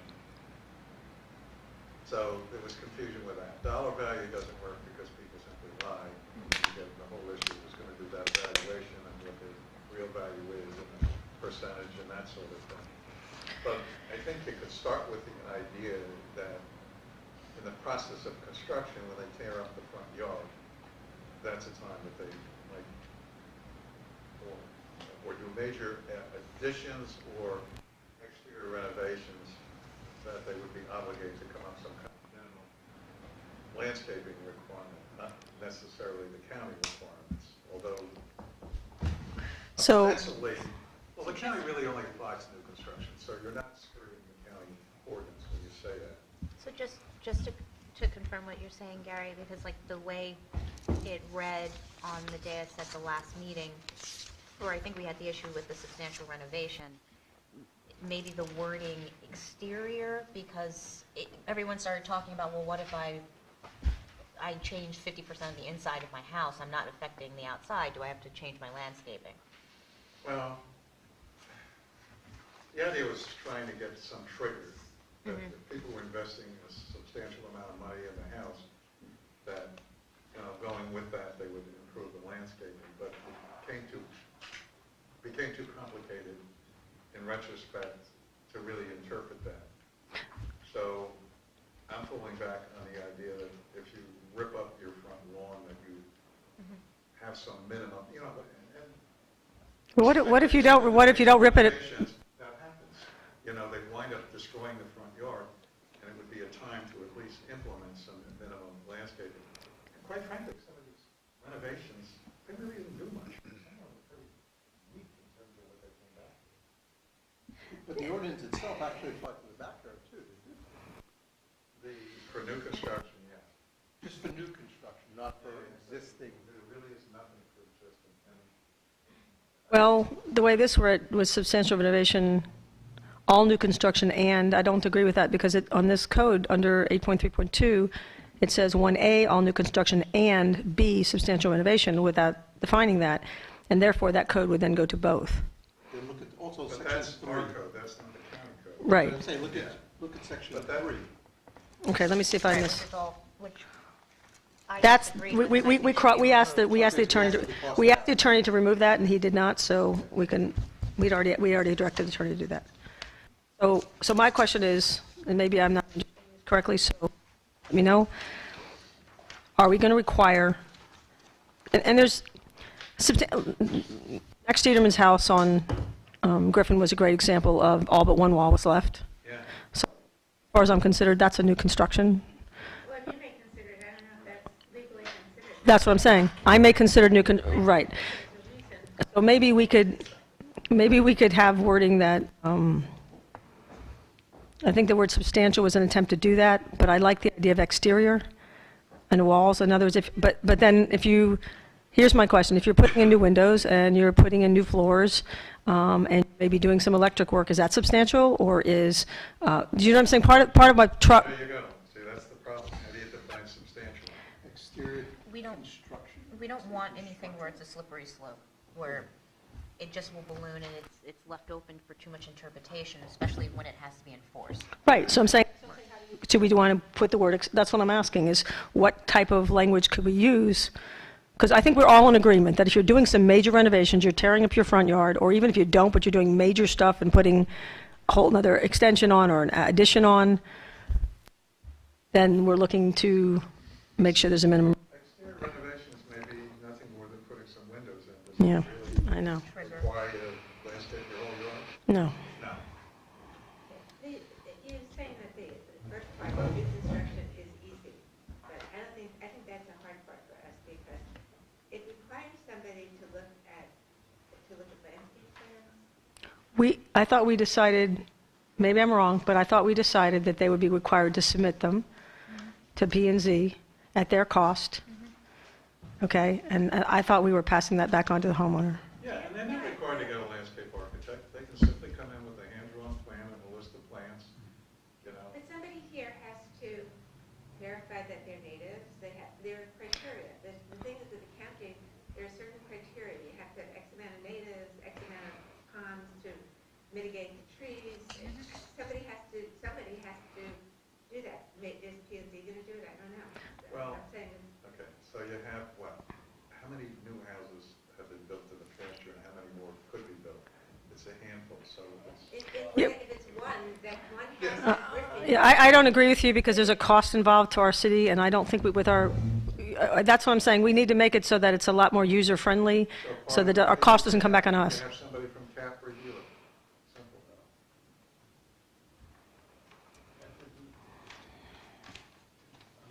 CAP does, I don't see them do landscaping.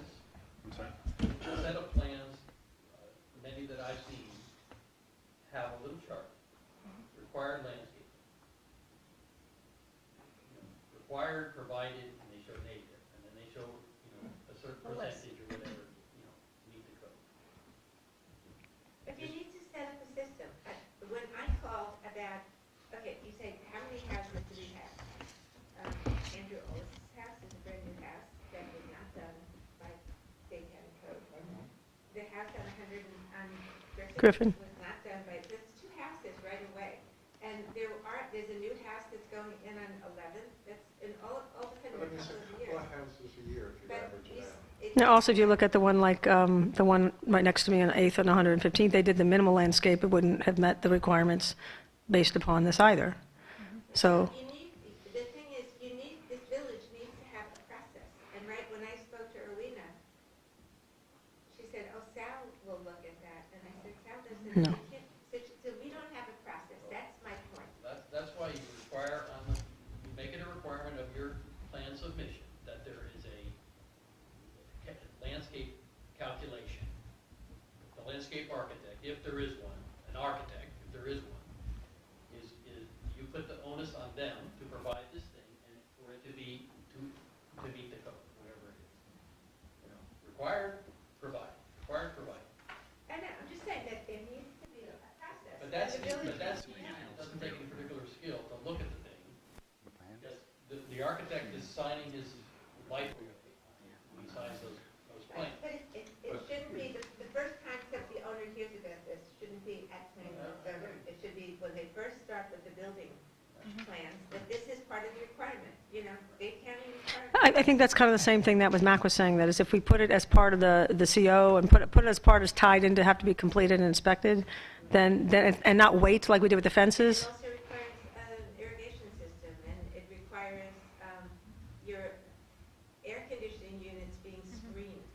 There's a lot of requirements, and somebody in this village needs to know that, to tell the people who are going to build a new house, these are the requirements, that, it's not hard, but We just have to have a process in place to check it too. Process in place, or it could be as simple as a handout that when the person walks into Village Hall to request their permits and they're coming in to do this, that here you go, here's the information, this is the checklist, this is everything that's required, that's under our code, but it's boiled down in a way that's an easy bullet point, so that when they come back, and I agree with you, Barbara, because there shouldn't be gaps where then the person can come back saying, oh, well, I didn't know. But I think that's an easy fix administratively for us to have maybe, like I said, handouts, a small pamphlet or something that would put everybody on the same page when they're. And I think your comment, on that came to fruition with some of the, one of my neighbors who was had bought a house and was doing massive rebuilds on the corner,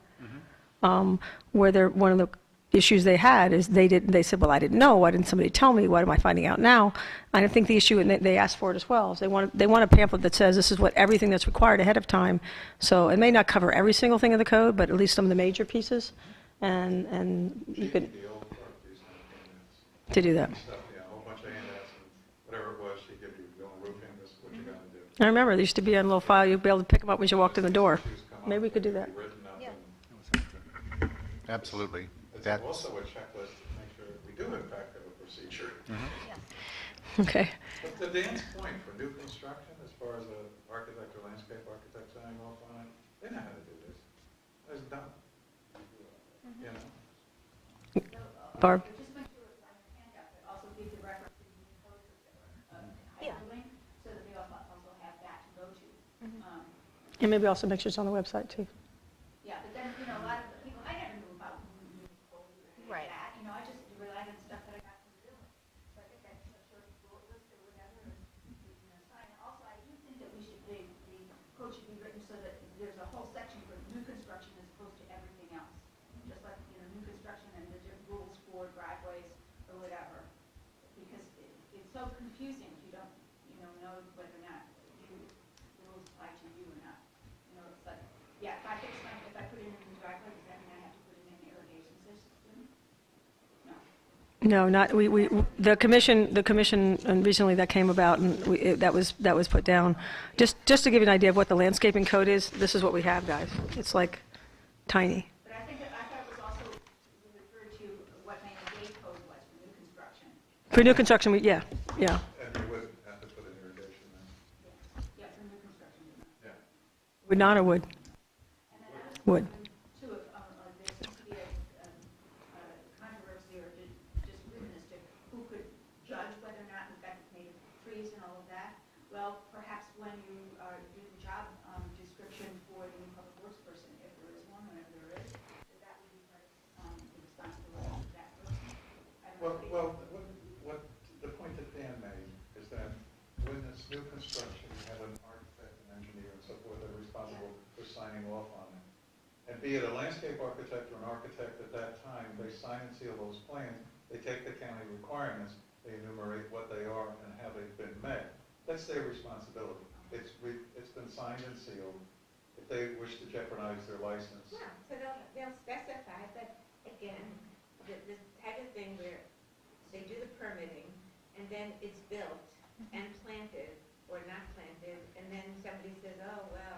We had a similar situation recently. That is a point of disconnect, okay? a Because major point of disconnect. Yeah. we don't have somebody who looks at zoning issues upon final, I don't believe so, upon final approval. Let's say,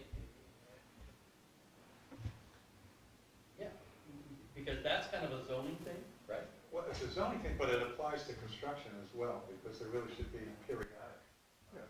And that was one of the things that was brought up Your earlier. building inspector, okay, is going to be required to deal with that, or not, or somebody else needs to. Somebody needs to deal with it, period. We need to have some sort of system in place that during construction. Progress once a bonuses. week or something. Yep. Somebody has to go over there, see what's going on. Somebody knowledgeable enough that knows the setback is wrong here, you're doing this wrong here, your plan said this, you put a second story on, things like that. People that are modifying their design as they go along. Right. That just came up in PNC with the house on 8th Avenue, where they modified the design without getting permission from PNC. And it was after the fact, they went, oh, And they put on a whole second story without that, so. Too many times in the village, with house roofs and everything else. And as egregious as that is, there isn't any mechanism to even find it. It's just. Double permit fees. That's it. Well, it didn't have Which is nothing. It's nothing, and there's some, in any situation ever. there's some contractors that they'll just keep paying the double permit fee. Because And it's it- cheaper. It Can- doesn't rectify. the So situation. to ask the question, I'm talking about specifically a zoning.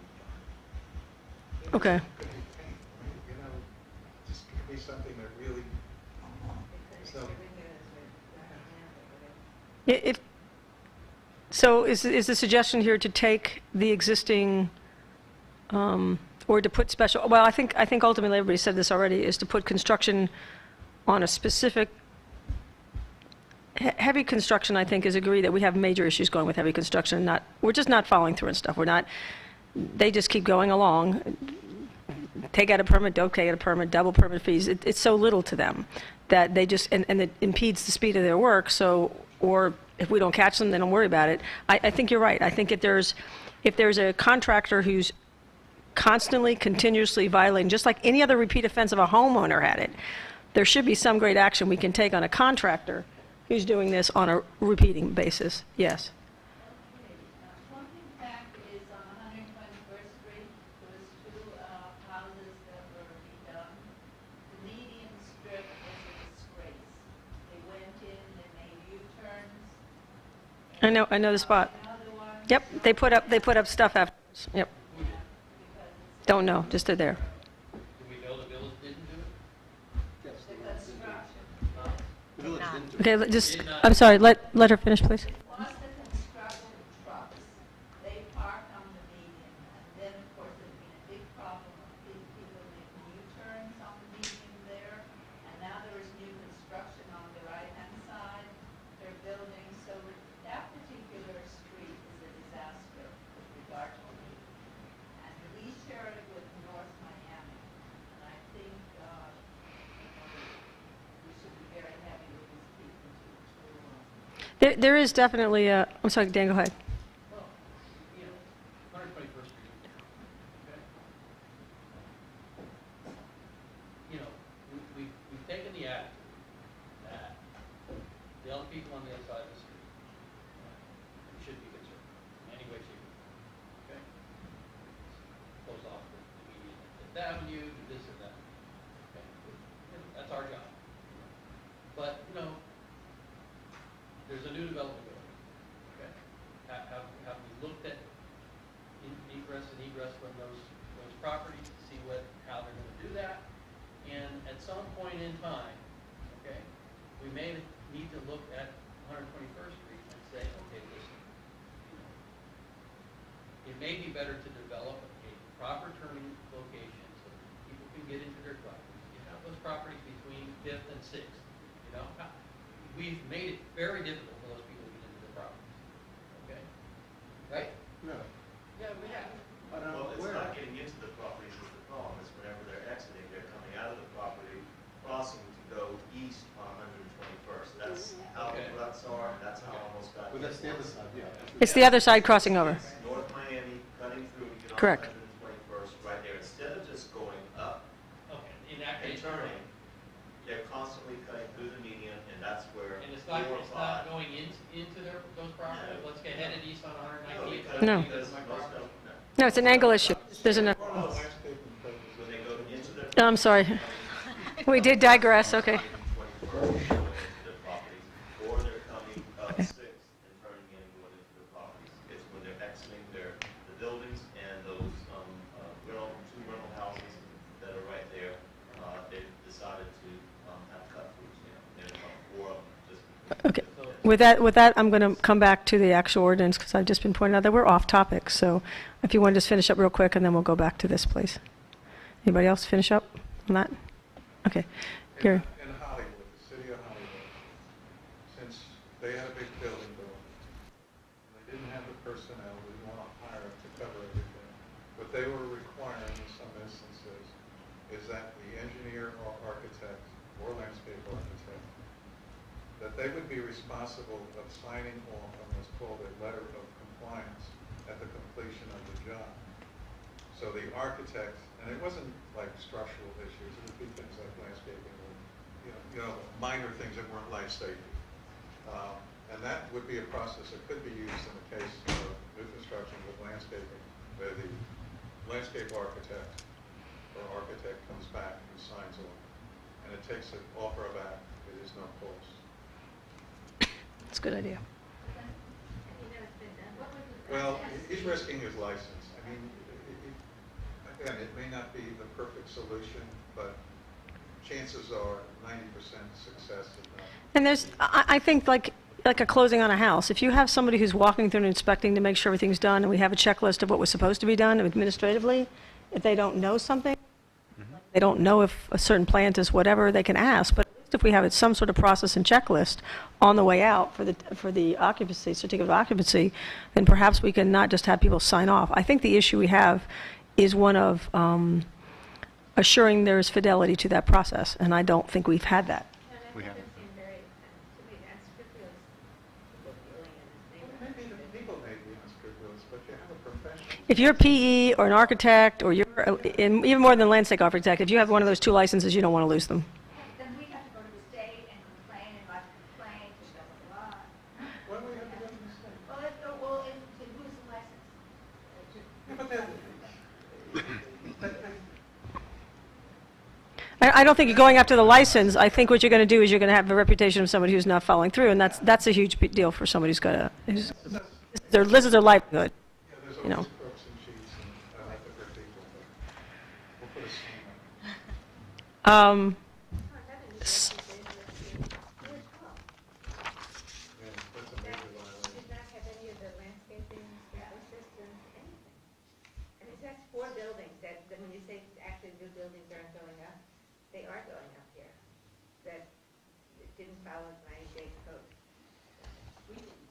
We didn't follow. It's a handful each year. Well, that's a lot, but I don't think we need to hire a landscape architect for 4 buildings I'm a not year. suggesting that, but I think we need a process, that somebody I'm is suggesting a process. checking. And that's why they're married. Okay, I couldn't help it myself, sorry.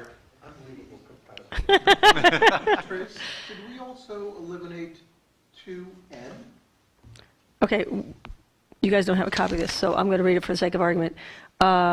Where's 2N? M. M, thank you. I don't have a 2M, where are you looking? 2M. Oh, here it is.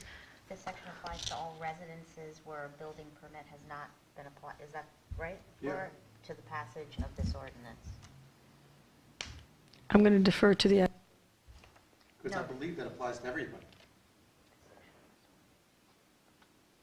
That's probably if something isn't in the works already, it's like in the text. What does it pertain to? the M is the section applies to all residents where a building permit has not been applied for prior to the passage of this ordinance. Okay, but what is it follows or what? It's the whole section, I guess. I guess it's the whole. minimum. The section, yeah, the section, Landscape. the minimum landscape requirements. It's similar to Which 3. would say that, what? Yeah, that does kind of, Yeah, it means if your house, if you've never applied for a permit before this was, Yeah, my take would be has that not that been could be. applied for passage, I'm not quite sure exactly what it means. I'm not, You could be interpreted that if you didn't get a permit, now you have to comply. If you haven't got a permit for anything. Yeah. in other words, you were unpermitted and you just got caught? No, I'm assuming, is that what they're I saying? think it means, I don't know what this means. It actually no, it says doesn't make building sense. permit. It doesn't make sense. It doesn't make any sense at all. What is the landscaping section for? Is it Okay, let's go back to, I'm going to do a rewind here a little bit because I still think we haven't, I don't think I'm clear on, I'll speak for myself, is on B, excuse me, on 1B, substantial renovation of an existing residence above 50%, overall square footage of the main structure. Applies to front of residence only, front yard. And, Well, that's the thing we had difficulty with, so it was pretty much the consensus that that doesn't work. okay, so my question is, we can do this entire ordinance with all new construction and leave it, and then we could do a second sub one for this only and be specific. So for example, my concern is, do you really want to require, the other question I had was, do you really want to require somebody, depends on what substantial renovation means, are we going to have them re-landscape the back and the front? How does that, Well, first of all, it should all be the same ordinance. okay. I wouldn't start putting things in different places. It's a perennial problem here, okay? Well, I just, if we're going to, I think we're going to have the same requirement, same requirements for somebody who's doing a rebuild. No, listen, if you, Do you understand my point?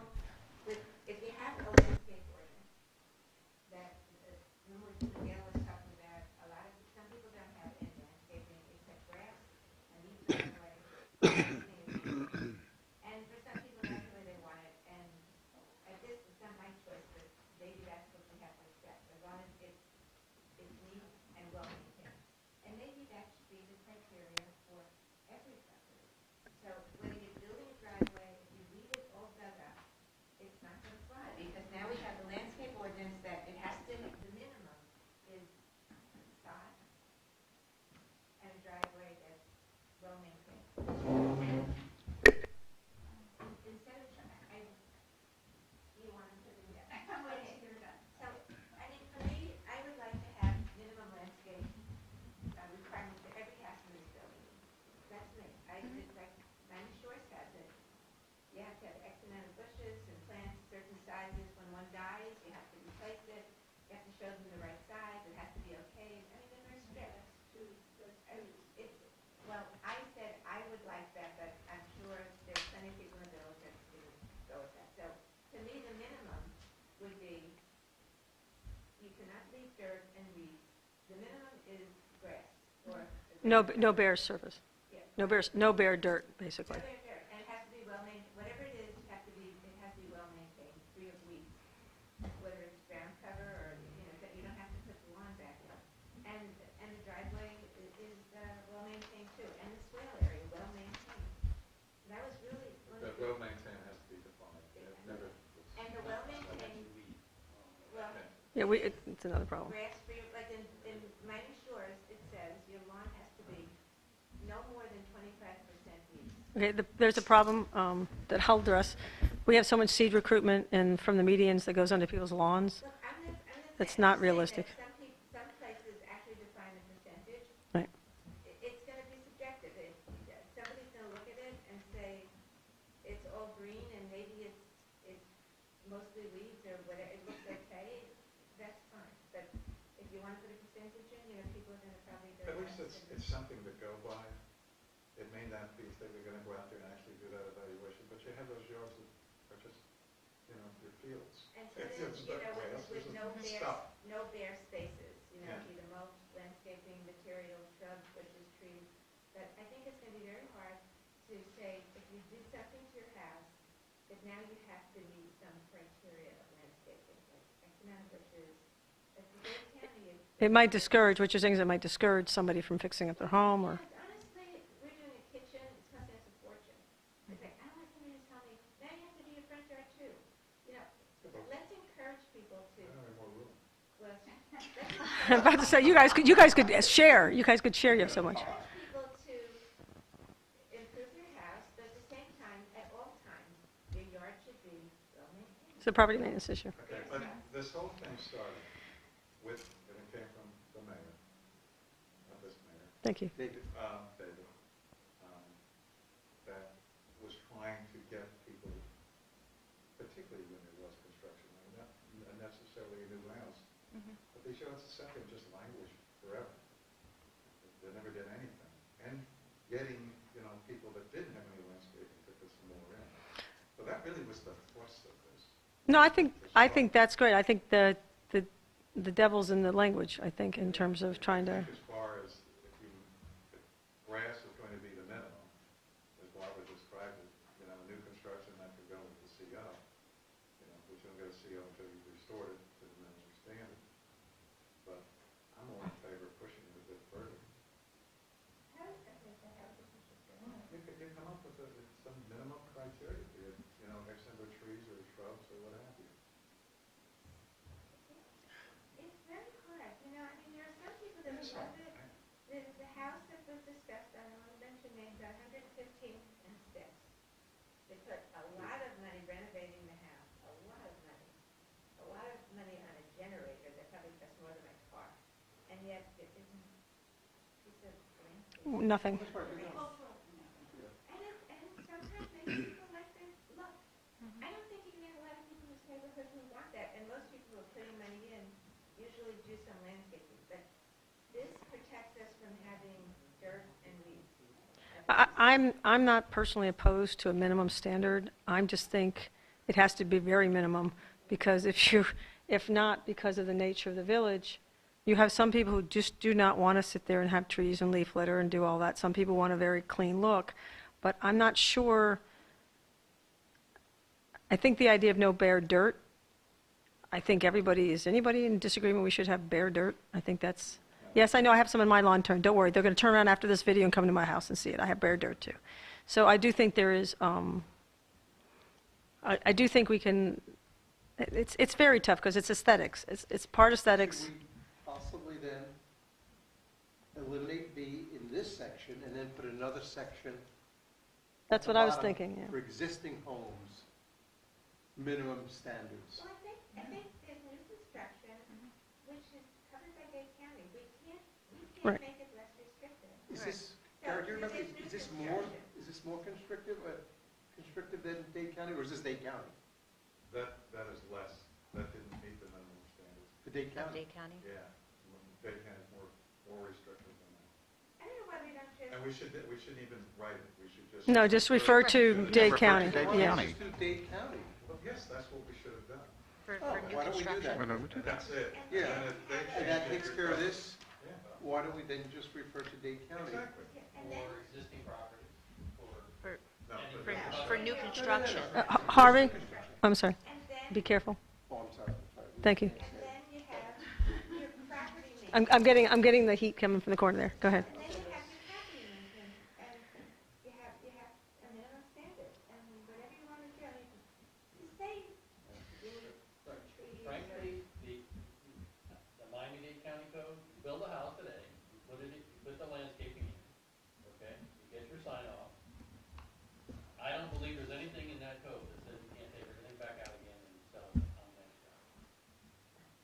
I honestly believe, this is a problem we have all over Miami-Dade County. You can see commercial properties and Wendy's and Burger Kings and so forth, that the landscaping immediately goes downhill. So we have this great ordinance that says, put this stuff in, people put it in, and it goes downhill immediately, including on I-95. But I thought in the county, like, for example, you cannot remove trees without permission. Of a certain size, so you can put them in this big. The thing that's Right. And a specimen tree. It's only a specimen, you can't take that. Cut down every tree in your house. Well, can't cover every contingency. No, but I'm just saying, you want a minimum, so where would the minimum be? But I also believe, different than commercial properties where, in your Burger King, your Wendy's, or whatever, I don't want to call a specific person out, group out, but I think there's going to be a very different person than if you paid for it and put it in. However, then you have a change in homeowners, and the same thing happens.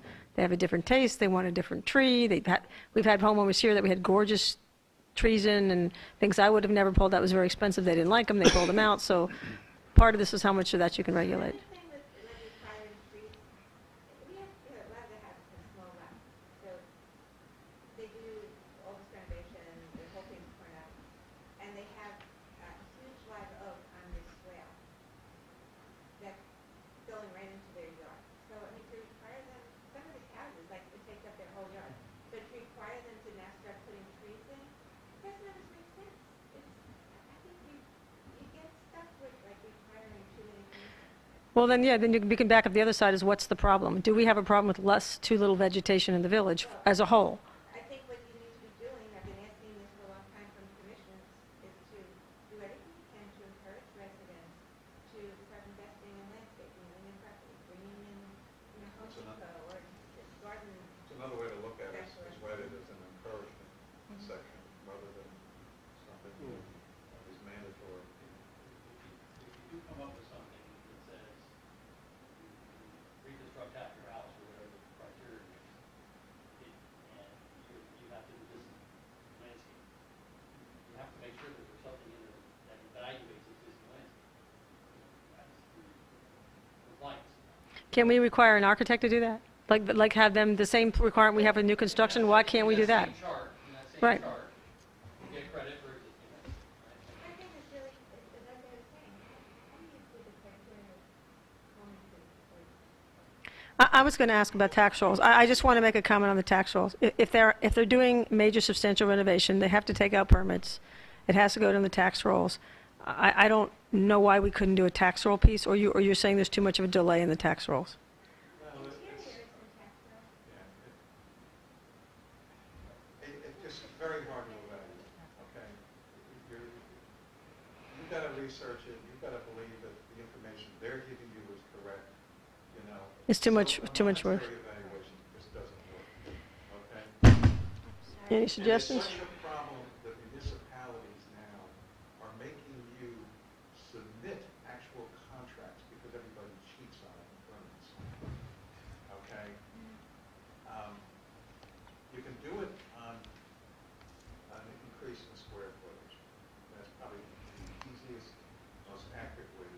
Okay, so now define percentage.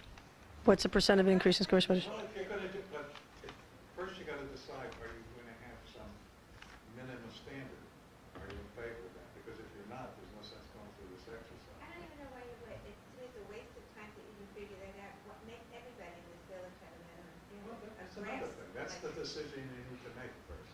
Well, I think, I wanted to kind of drill down on B because I don't think substantial renovations such as whether it's the one on 100, on 8th Street, there was 2 houses on 8th Street, they had substantial renovations in both those homes. And Well, what did it do to the yard? 8th Avenue, 116th, and then Dieterman's property on between 116th and 115th on the left-hand side on 8th Avenue. The one that didn't comply, that had the second story on. That house had tore up the front yard, and, Yep, but the other one did not. They re-landscaped.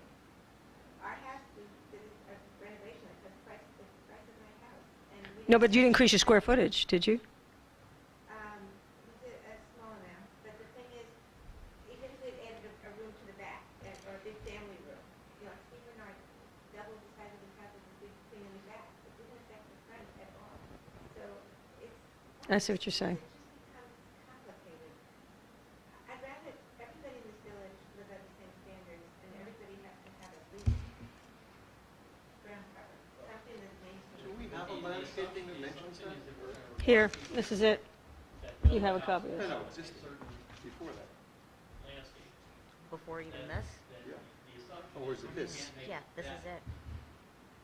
The ongoing landscaping, anything less than that. That's a minimum They're standard. gonna have a trust because they can't. No, but I'm saying, if that's the minimum standard for construction, it's the minimum standard.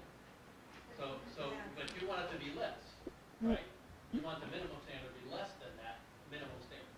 Because for new it's just like, okay, listen, Dan. But how fair is that? Wait, how fair is it about driveways? You're saying new construction, you have to put in extra driveway, extra parking spaces. That's only because we're deciding that that's the way it is. people Really, that it live is here- unfair that, you know, everybody doesn't have to comply with 2 driveways. Except not every house, you know, sometimes people do, like Peter's houses, he does the house, tears up the yard, and then puts in very nice landscaping. I don't know. It's if one could discuss that, because it's a pretty minimalized landscaping. I would, hold on, one could argue that that's an aesthetic that we would want. I would argue that's not exactly the aesthetic of the neighborhood. However, that's an aesthetic, that's a taste piece. That's what I think. It doesn't make what I'm saying right. Other people I know love that and thought it was beautiful looking. Suppose this house has, you know, landscaping, doesn't have a tree, it's got some palms. But again, some people look at it and they say it's gorgeous. It's not my taste, but it's somebody else's taste. So I don't want to, you know, but Well, there's nothing wrong with it.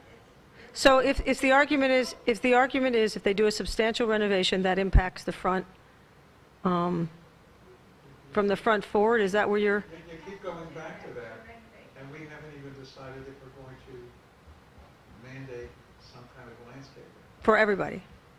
Okay, well, there's 3 parts, okay? Go ahead, do it. Construction done, we're finished with that. Okay, some form of substantial renovation, and then existing homes that aren't doing anything. Right. Okay, so in part B and C is the thought that you want to mandate some minimum standard of improvement. And I'm asking front yard, backyard, or both? Front yard, forget backyard. Okay. That's their business. New construction though, doesn't it require one, at least an A3? Yes, there's a Front yard minimum native requirement. Actually, go a little bit. Yeah, Front yard or backyard? both. Okay. Yeah, there's more than 2 trees. Okay, I think that's asking to get much for existing houses. I know that I make mistakes. I've got palms and I've got bamboo. And, you know, I don't have native. But to tear up the whole yard to find roots and plants, No, what they're saying is if either A, the yard is already torn up because they're doing major renovations, or B, there's nothing there in the first place, and nobody, in the 115th Street's a great example of that, okay? Or it's a house that's been around, the only thing there is blades of grass. Do you want to have something other than just grass, let's say? So I think the issue is on barren for lack of a better phrase, barren, or areas that have just grass or just something else?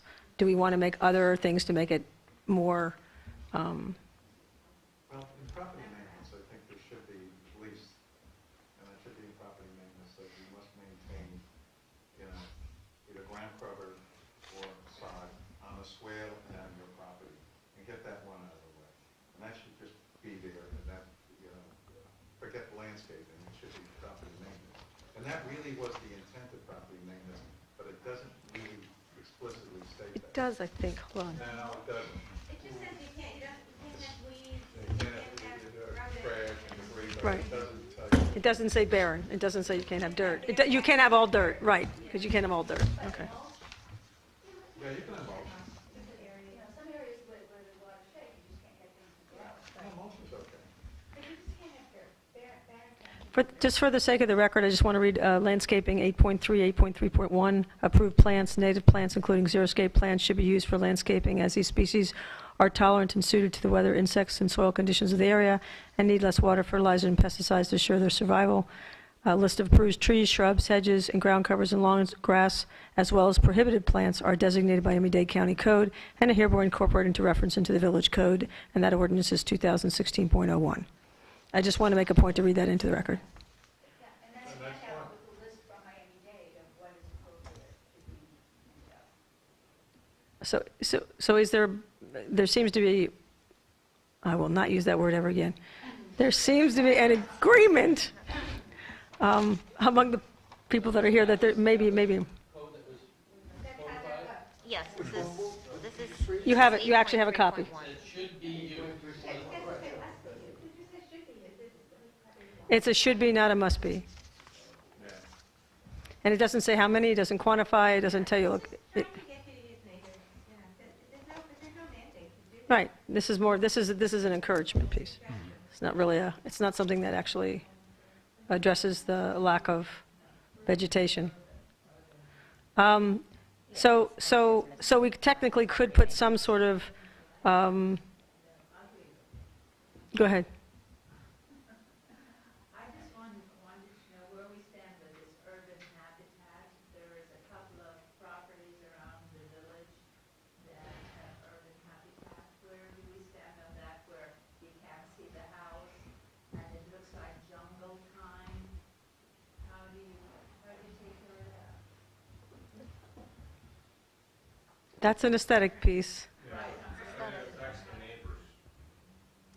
It does greatly. Like I have both my neighbors on both sides have jungles, Jungles. and I can't even get a blade of grass to grow in the center of my yard. I try. I fertilize, I water, I do everything I can. You have sun, no, that's sunlight, no. Yeah, I've had a couple people, Not overhanging. No, it's a block. 35, 40 feet tall on both sides of my property. Right, there's one on Griffin Boulevard and you look at it and it's even worse than a jungle. You can't see The law permits, as far as I know, dark. that's permissible. But one issue with them is they keep planting in the swale and putting rocks in the swale. And that's a problem. We're making standards here about landscaping, minimum standards. These people, Not every, I mean, some people like that aesthetic.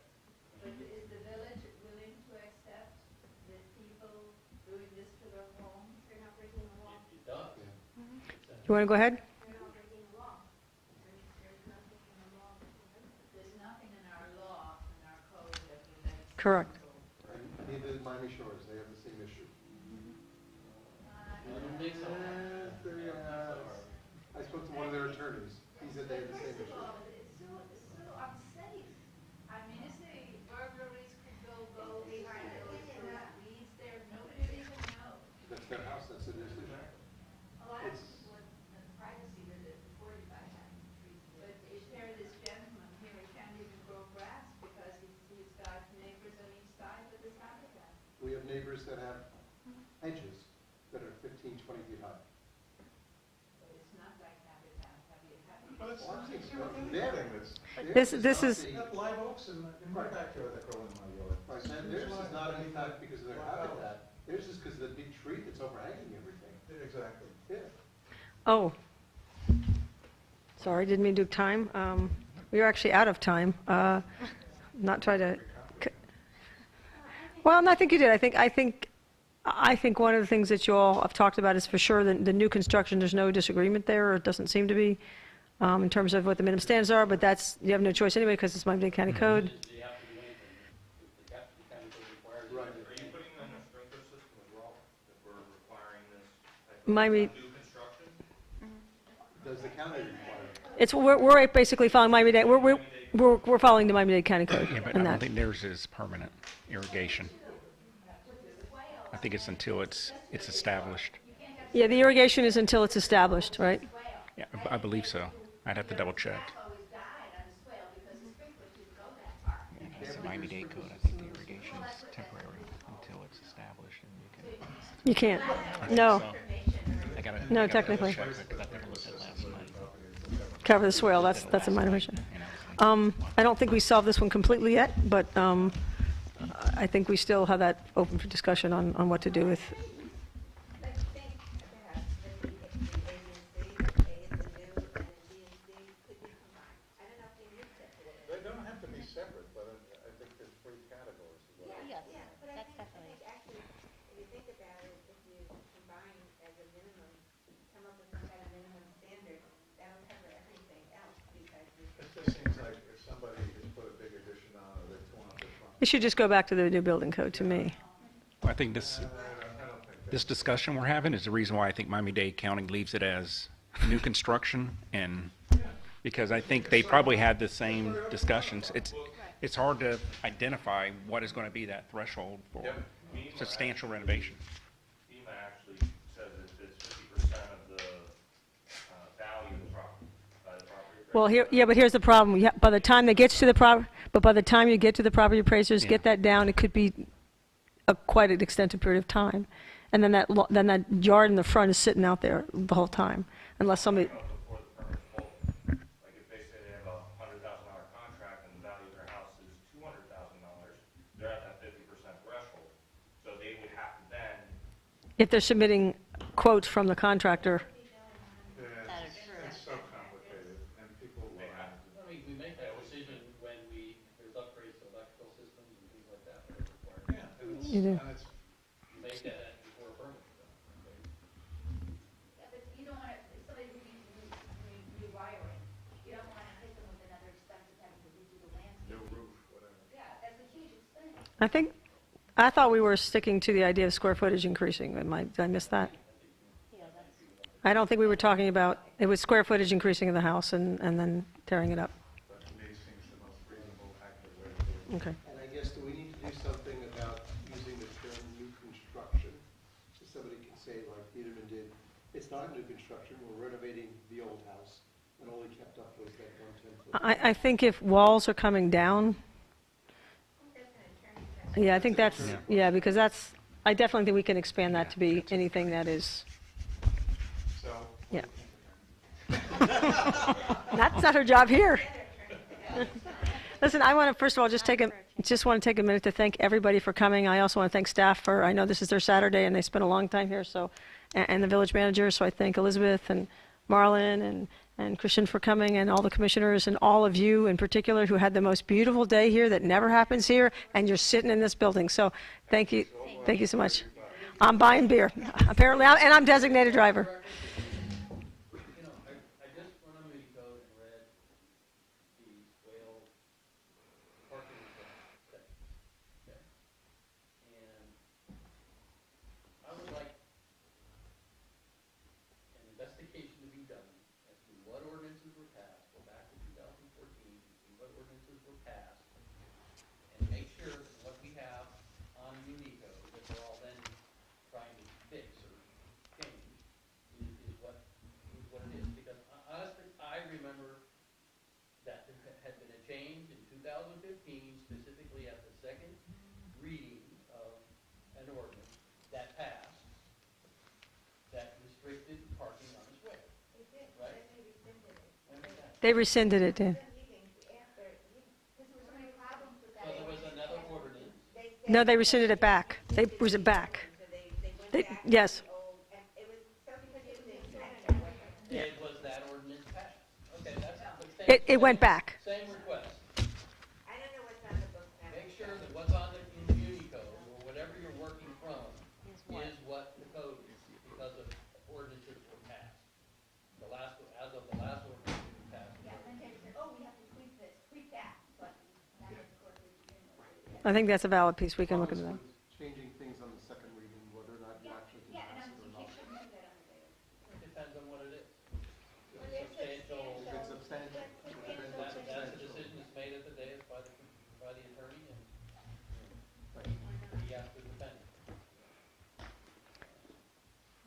Thank you, everybody. Is there anything else? Question was brought up. It's- No, thank you. And thank you, everybody, for coming, and thanking for all your comments and patience. Thank you.